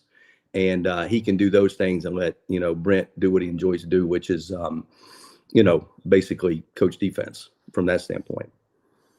And it's kind of unprecedented to lose your job as the head coach in the same calendar year, be rehired by the coach that replaced you. But it is a unique situation because that coach happens to be the guy who mentored you. Well, the thing about it is the administration's got to be happy because it's going to save them some money. So now basically they're paying themselves through the buyout. I mean, so you're not, basically his contract would be mitigated based upon the job he gets. So basically Virginia Tech's paying themselves. With this whole deal, they'll pay a coordinator's salary, which is basically mitigated from what they had to pay as the head coach. And basically Virginia Tech's paying themselves. I don't know how complicated that'll be. It'll go in a big circle, but at the end of the day, Virginia Tech's going to save a little money on the salary. Yeah, that's a great point. Great point. For all the hemming and hawing, Penn State ended up with a pretty good coach, didn't they? I don't know. Talk about the process separately, but Matt Campbell going to Happy Valley, I guess 8 years in Ames, Iowa was enough. Yeah, I think he did a really good job in the Big 12. I think that he's a really good coach. He gets a lot out of his players, meaning there's a certain style that he's had to play with relative to the talent he's had. Now, adjustment, meaning he's going to have more explosive guys, both offensively and defensively, so you can tweak your system a little bit, because that's how you win these big games, because everybody's so evenly matched. When you go back and look at teams that win championships, your ability to create explosive plays and your ability to eliminate explosive plays, that's one key factor. And I think that at Penn State, with the kind of players he's going to have, he'll have the ability to create more explosive plays. And look, they did a wide search. I mean, there's no doubt, from the people that I know, that they really didn't plan on doing this with Franklin until it happened, and it had to come about. And they were talking to a lot of people. They were talking to some NFL people, and I think they made the right choice, because the NFL is different. I mean, Like, for example, Brian Dable was a guy. Now, Brian's a little different in the sense he was at Bama with Nick, so he saw the process and all that kind of stuff. But if you were to go get like Andy Reid, well, Andy has no idea about recruiting, the portal, and all that. Not that he couldn't figure it out, just like Belichick will figure it out because they're smart people. But I mean, their experiences aren't in that. So I think at the end of the day, they made a solid hire. Penn State's Penn State. They're gonna be fine moving forward, and it'll be good for college football. Yeah, 100%. It's 100%. And I kept reminding people, if they survived all the Sandusky mess and Bill O'Brien was able to keep that train running, they're going to be fine in one recruiting class that may not be what they're used to. That's right. Yeah, Bill did a great job there because he really was the guy that went there first. And what happened is Bill did such a great job is when the Texans job came open, they actually made him head coach, general manager. And he went to the Houston Texans and had the thing pretty much set up for success with what he had done over the first 2 years. So Bill did a really good job there. He did. He really did. All right. So here we are now, the playoff. Man, I tell you, you sent me that Dellinger tweet about Notre Dame next year, and now they've quit. They're not going to play. I mean, what's your take on all this with the playoff? And I know you have an interesting your mind. I agree with what you said with the Tulane and JMU both getting in. That's not what the networks or advertisers were counting on when they joined the playoff. Well, first off, I think I said it before. Mike Leach was right on committees. Okay, he was 100% correct. Now, since it's a podcast, I guess I can say it. I think it's a bunch of bullshit. I mean, I could have went to any restaurant or bar down in Radford. I could have went to BT's. I could have went to freaking McAdoo, Sharky's. I could have picked 10 drunks and we could have came up with a better system than we got right now. And it'd been a lot less expensive. I mean, it's kind of like today, remember back when Mike Holmgren was talking about if I go into a bar and some drunk can tell me it's a catch in the NFL, it's a catch. Remember it was all about the ball hit? Well, this is the same kind of thing. And look, at the end of the day, the issue is the committee and the NCAA try to be too inclusive. It's all about inclusivity, okay? Which I understand that. You just play more games. I mean, because you've taken Tulane, which I got a lot of respect for their program and Coach Summerall. I know him. But at the end of the day, they got beat by Ole Miss 45-10. So now you have a rematch of that. And then I know people close that watch this show, JMU's close, so there's a pride thing there. Yeah. But at the end of the day, they played one Power 4 team in Louisville and lost by 14 points. And how can you say that either one of those teams is better equipped to give you a championship run or a competitive game than Notre Dame, Texas, or Vanderbilt? And they can't. So, and if you really think about the whole thing, I mean, you're playing championship games, and the team that is in the championship that loses is going to have to go play a team that's on a bye in the playoffs. So, I mean, the whole thing is jacked up. So the simplest thing to do is just make playing games and make everybody play bowl that week as far as bowl week. Okay. But the system that we know now is not going to be there next year. I mean, it can't be. I mean, because in essence, right now, what you've done is you've really given Oregon and Ole Miss buys into the next round. I mean, that's really what they have. So I think that I get the whole, Cinderella thing. And I think that's good. Just make it more teams. You know what I'm saying? Yeah. But at the end of the day, it needs to be decided on the field, because with what they've done right now is they've eliminated, the conference games. I mean, I'll be honest with you. I mean, Duke should be in it. You should have a way that you set it up to where your conference means something. And Duke should be in it. You won your conference. I mean, like when we were in the Roanoke Valley District, well, we weren't going to the region unless we won the district. Right. So, I mean, how can you bypass that? Now, and everybody says, well, Miami's higher. Well, if your commissioner of your conference is stupid enough to have a tiebreaker system that is going to allow that to happen the way it happened, then that's y'all's fault. Okay? Because at the end of the day, that should have been thought out better. And all they had to do is say that the two teams that have the best chance to make the playoffs are the ones that are playing. I mean, that's a simple fix right there that it took me and you 30 seconds just now to figure out. So, I just, but at the end of the day, they could have had games. If you just think about as jacked up as it is right now, you could have had the play-in games this past weekend of the teams that we're all talking about and eliminated them. Okay. And then everybody else will be playing this week. So you could have simply have done that. Okay. But at the end of the day, there's too many schools in each conference, because what happens is you're not playing everybody in your conference.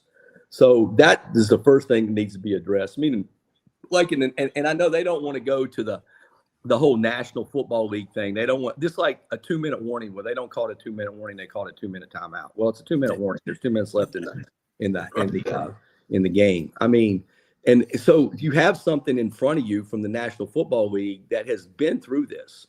So in other words, even if within your conference, you can divide those conferences up and eliminate a game or extend the season, and you have to play, playoffs within your conference to get to the championship. I mean, there's so many things you can do. And the bowl system that we know now is done. And the reason is, and I said this a long time ago, when you start talking about the playoffs, it's going to all become about the playoffs.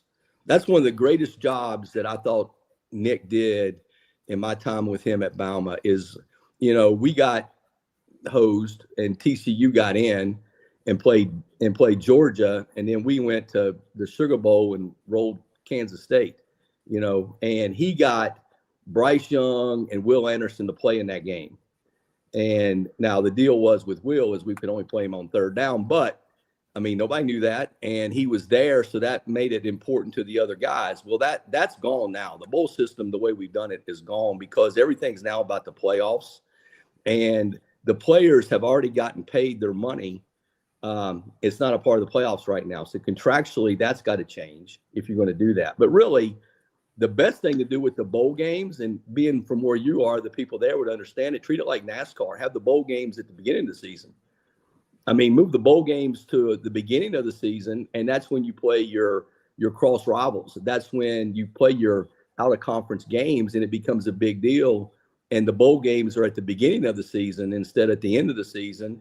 And that way, that can be another challenge or another way to look at the best teams in the country because they ended up playing each other a little bit. So you're not going to have the bowl games the way they are right now. So my whole thing is if rather than getting rid of them, because the people at the bowls do a lot of work, and it is important to those communities, and they do make money on it, and they are enjoyable. Like the funnest time I remember when Virginia Tech, like when Phil was there, and we kind of changed, we changed culture, system, and all that, and we went to the Independence Bowl.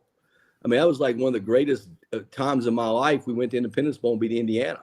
But it was the Independence Bowl. Well, now you're not getting guys to go to the Independence Bowl. So my point is just move it to the beginning of the season and make it, an exciting time. You're opening the season. It allows those areas of the country to still get the money that they can get from a tourist thing. And it allows you to get some TV games between, people you're playing opposite, the ACC can play kind of like they do in basketball. ACC plays Big Ten, all that kind of stuff. So anyway, I think they got a lot of work to do before next year and see what we can get done. But obviously what we're doing right now is not working. And it's really a shame because, I mean, if you really think about it, there's a lot of teams like Ohio State's the best team in college football talent-wise, but they didn't win the game and their quarterback didn't play. And what's interesting about that is if you watched on the sidelines, like I'm a big, like, how do they call the plays and kind of thing. Yeah, I know. Yeah, you watch all that. And Ryan Day was actually started calling plays in the second half. And, I think that like when a coordinator takes a head coaching job, it's just human nature that your interest or your thought process or the and now, the coordinator at Ohio State offensively, he took the head job at South Florida. So now he's worried about his staff. He's worried about next year. So that's taking some of his time. Well, that time before was being, given to the game plan. Yeah. And now I know that they said the other day that as of right now, everything would stay the same. But in that game on Saturday, Ryan Day started calling plays in the second half or making suggestions. So that'll be interesting to see how that plays out. But if you just watch it, I mean, the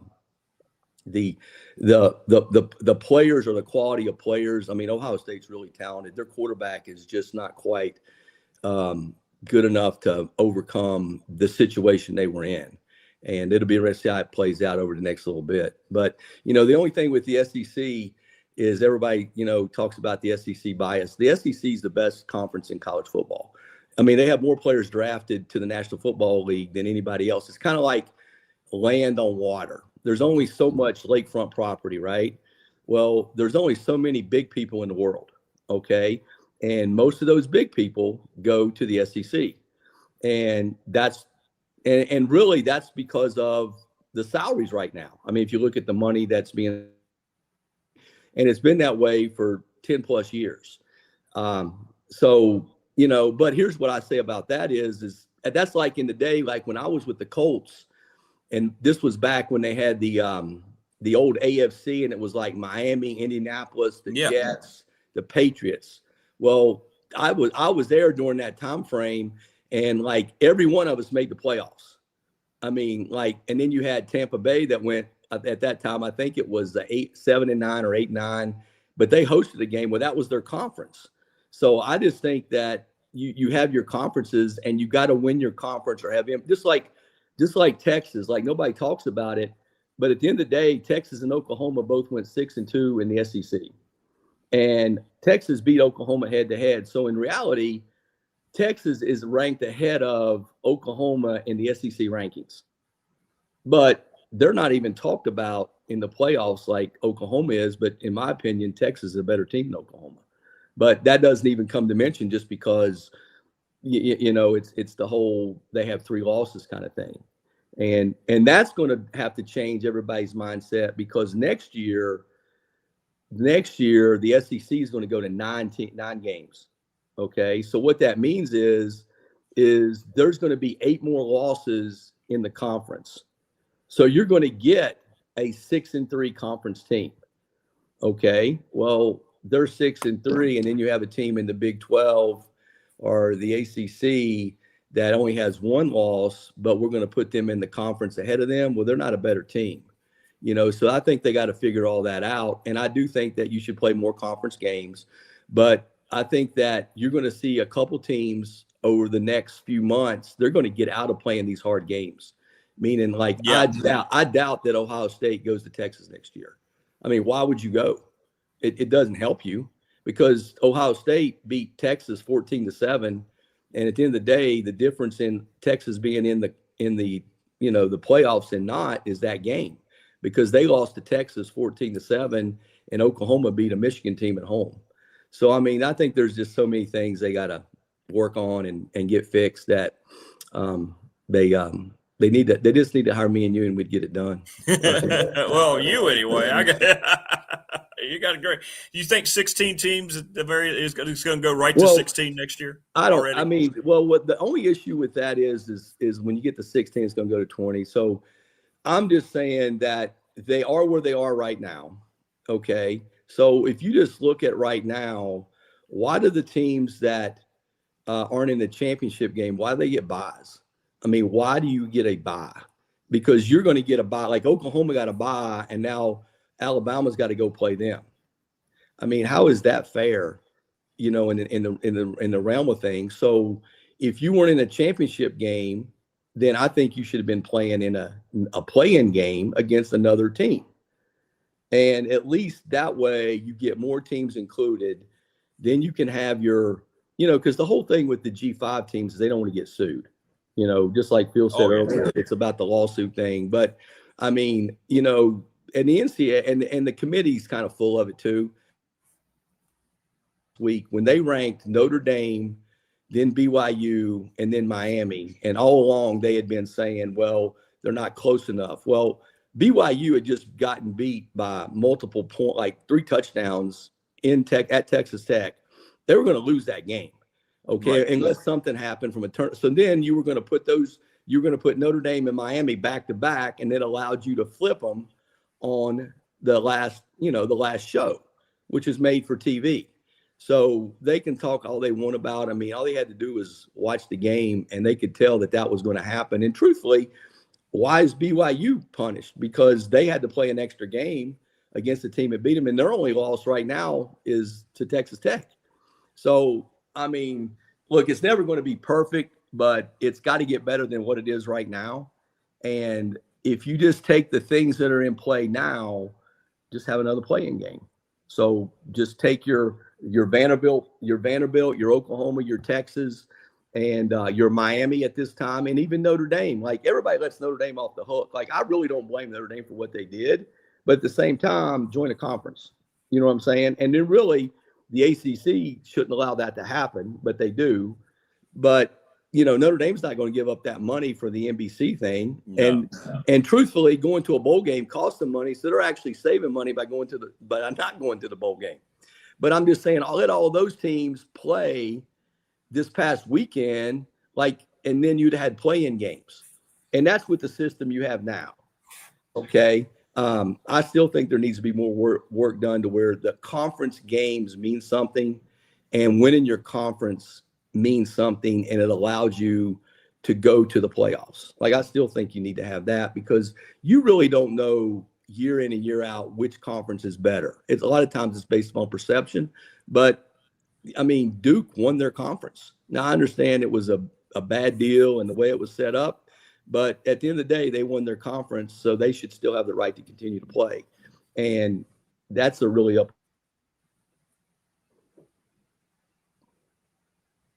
You sent me the tweet. Yeah, Ryan Pry just brought it up that Notre Dame, starting next year, if they're in the top 12, they're in. Yeah. Who signed off on that, and how is that okay in any world? Well, exactly. I mean, they were probably afraid of that. Notre Dame was going to sue them, the committee. I mean, it makes no sense. I mean, I saw that yesterday, and basically, I mean, you know, it just makes no sense. I mean, that they would go that route. I mean, the games need to be played on the field. The system you have now is too inclusive. That I understand that. So if you're going to have this inclusivity, just play more games. And really, I would not want, like it used to be, like if you won the SEC or you won the ACC, if you won your conference, like that was a big deal. And that was fun. That was right now. You don't like they won't tell you this, but they didn't want to play in those games. I mean, why? Because you have a chance of injury to losing an elite player. It doesn't really help you because, you know, the only thing it can do is hurt you. Yeah. I mean, at the end of the day, the only thing it does is hurt you. And the team that you're going to play this week had a bye. So that like makes no sense. So that's backwards too. So, I mean, they got to come up with a better system. It's really not that hard. I don't think it's that hard. I mean, you got to play the games on the field and let it be decided there. So, anyway, it'll be interesting to see what they do moving forward. But what the things that we know now are going to change. I nominate Todd Grantham to be the new commissioner of college football, ladies and gentlemen. Yeah, you wouldn't want that job, man. I'm just saying. I wouldn't want that job. I'd rather stay at the lake fishing, to be honest with you, than doing that. I know. Hey, I got to ask you. Tony was asking, when you were with Coach Saban, of course, you know, he and Coach Hicks were really good, lifelong friends. They were on that same staff at West Virginia. Did he ever talk about times with Coach Hicks, knowing you played for him? Yeah, we brought it up when I first started. When I first coached for him at Michigan State. He you know, I mentioned it to him. He brought it up, and we talked about it then. And you know, the thoughts he had on Coach Hicks as far as being a good coach and tough, and they're very similar. They're very similar as far as their makeup, their style of play, what they think of as, you know, how to create toughness. They're very similar, and I was fortunate to be around both of them, which kind of sculptured my path through the coaching career to be successful, because both of them were great mentors to me. But yeah, they talked about it, or Nick talked about Joel, and had a lot of respect for him.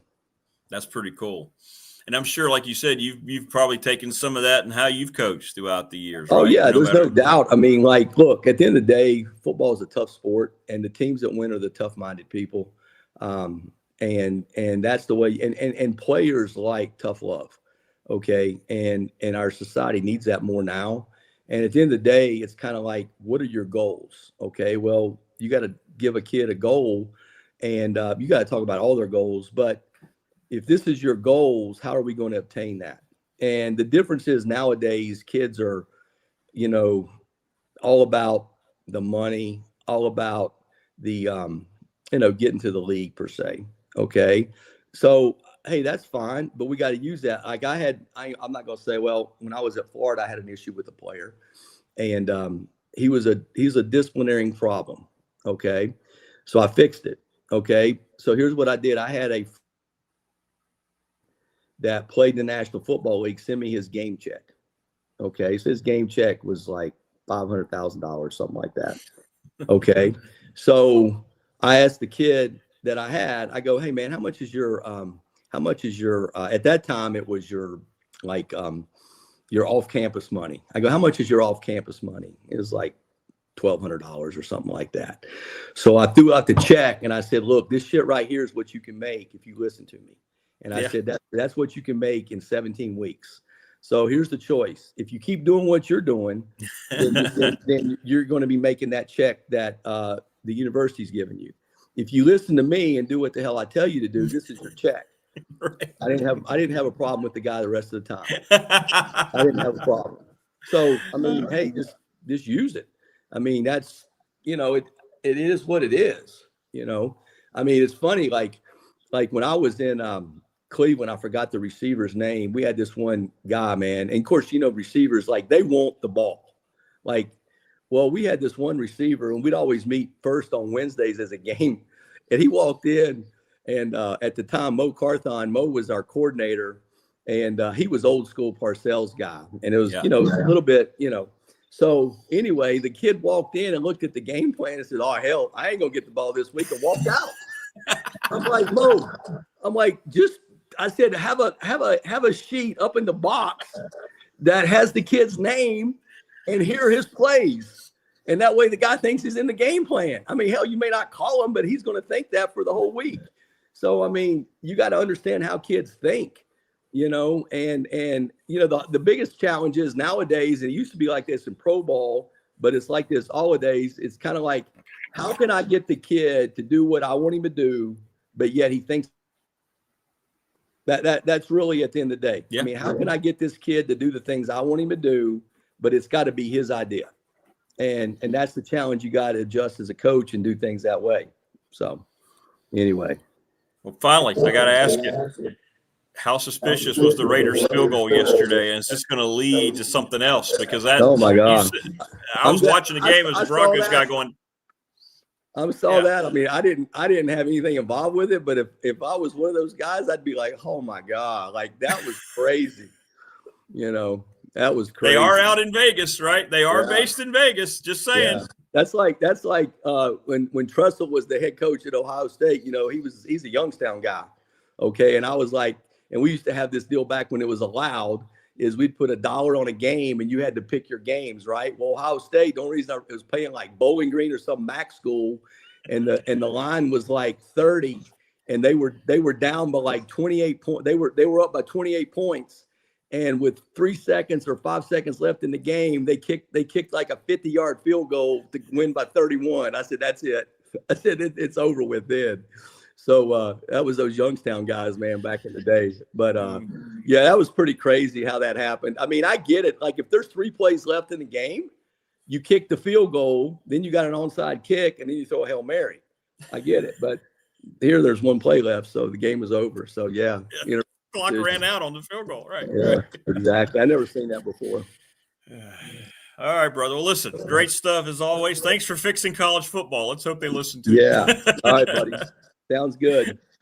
All right, man. Stay safe. Enjoy the lake. I know you will. Take care. Bye-bye. There you go. Great stuff from Todd Grantham, the coach. That was good. He just fixed college football in 25 minutes. Thanks to all of our guests today. Jermaine Ferrell. Thanks to Joi Williams. Thanks to Coach Elmassian. Thanks to Coach Grantham. That's great stuff. Thanks again to all of our sponsors. Thanks to Family Fencing, sponsor of our studio here. 540-200-8294. Thanks a lot, Jason Green. You are the best. McClellan Chiropractic, Mark Hunley over off of Pepper Ferry Road in Christiansburg. Go see Mark. If you have any kind of trouble at all with your body, he'll fix it, man. They are the absolute best. The Ready Set Fund, ReadySetFund.com. Reach out to Bob Christ 11 at gmail.com. They'll help you or your organization raise some money. Thanks to Travis Williams, Professional Door Incorporated, best in the business at garage doors. And now they have a full staff. Go see Trav and the company. They're the best, family-oriented. Member FDIC, National Bank, that is their membership, and they are the exclusive banking partner of BDST. Thanks to them. Thanks to the attorney Ryan Pryor, BDST Fan Question of the Week, Charles Lee, Little River Heating and Air. They are the absolute best, as are Pulaski County Sports Entertainment, the presenting sponsor of BDST here on YouTube. Loaded for Bear tomorrow on the Tuesday edition. We want to thank Harvey's GM in Radford. Go buy your next vehicle for them. Lawson's Mobile Home Supply since 1997. Located at 300 North Franklin Street, 540-381-8011 is how you reach them. We told you all about what's going on with the NRV Super Bowl. Congratulations to Sarah Williams, the bowler of the month. She bowled a 271 and a 288. It's awesome. And they're going to have the NRV Nightlife coming up starting on Friday, December the 20th from 11 p.m. to 1 a.m. They built so many new things there. It's a totally different place. Give the Super Bowl a call, 540-382-5525. Thanks to Brandon at Top Shelf, and thanks to everybody at the Montgomery County Chamber of Commerce. Thanks to Steve and everybody for your support as well. Thanks to you. A lot of fun here today, and we appreciate everything. That's not a bad idea, TP. We'll have to do that. Have to let them argue. Todd made a lot of great points. It's a mess. College athletics is an absolute mess in every way, shape, and form. And we owe it all to the people that were paid to protect it because they got greedy, they got involved with their own money, and they got involved with their own power, whatever it might be. Everything is very, very weird. Very, very weird. We'll see what's happening with the snow here. Let me see if Kevin Myatt. It's not like I have to rush out of here now because we have no Radford today. Heaviest snow expected from 9 to 1 p.m. 1 to 9 p.m. So it's going to start to stack up now. So we're going to have some nasty, nasty, nasty weather coming up. Nasty, nasty weather. That's enough. It can end after today. Everybody stay safe, please. That's the big thing. Prometheus, once again, brother, we're thinking about you. Sorry about your pup, man. I hope I hope it can go as well as it can. We've all been, we've had to face that, and very difficult putting your dog down, brother. We're thinking about you, man. We're thinking about you. We really are. Thanks to everybody. You're great. Best community here on YouTube. I don't care what else is going on. Please subscribe, like, and share our channel.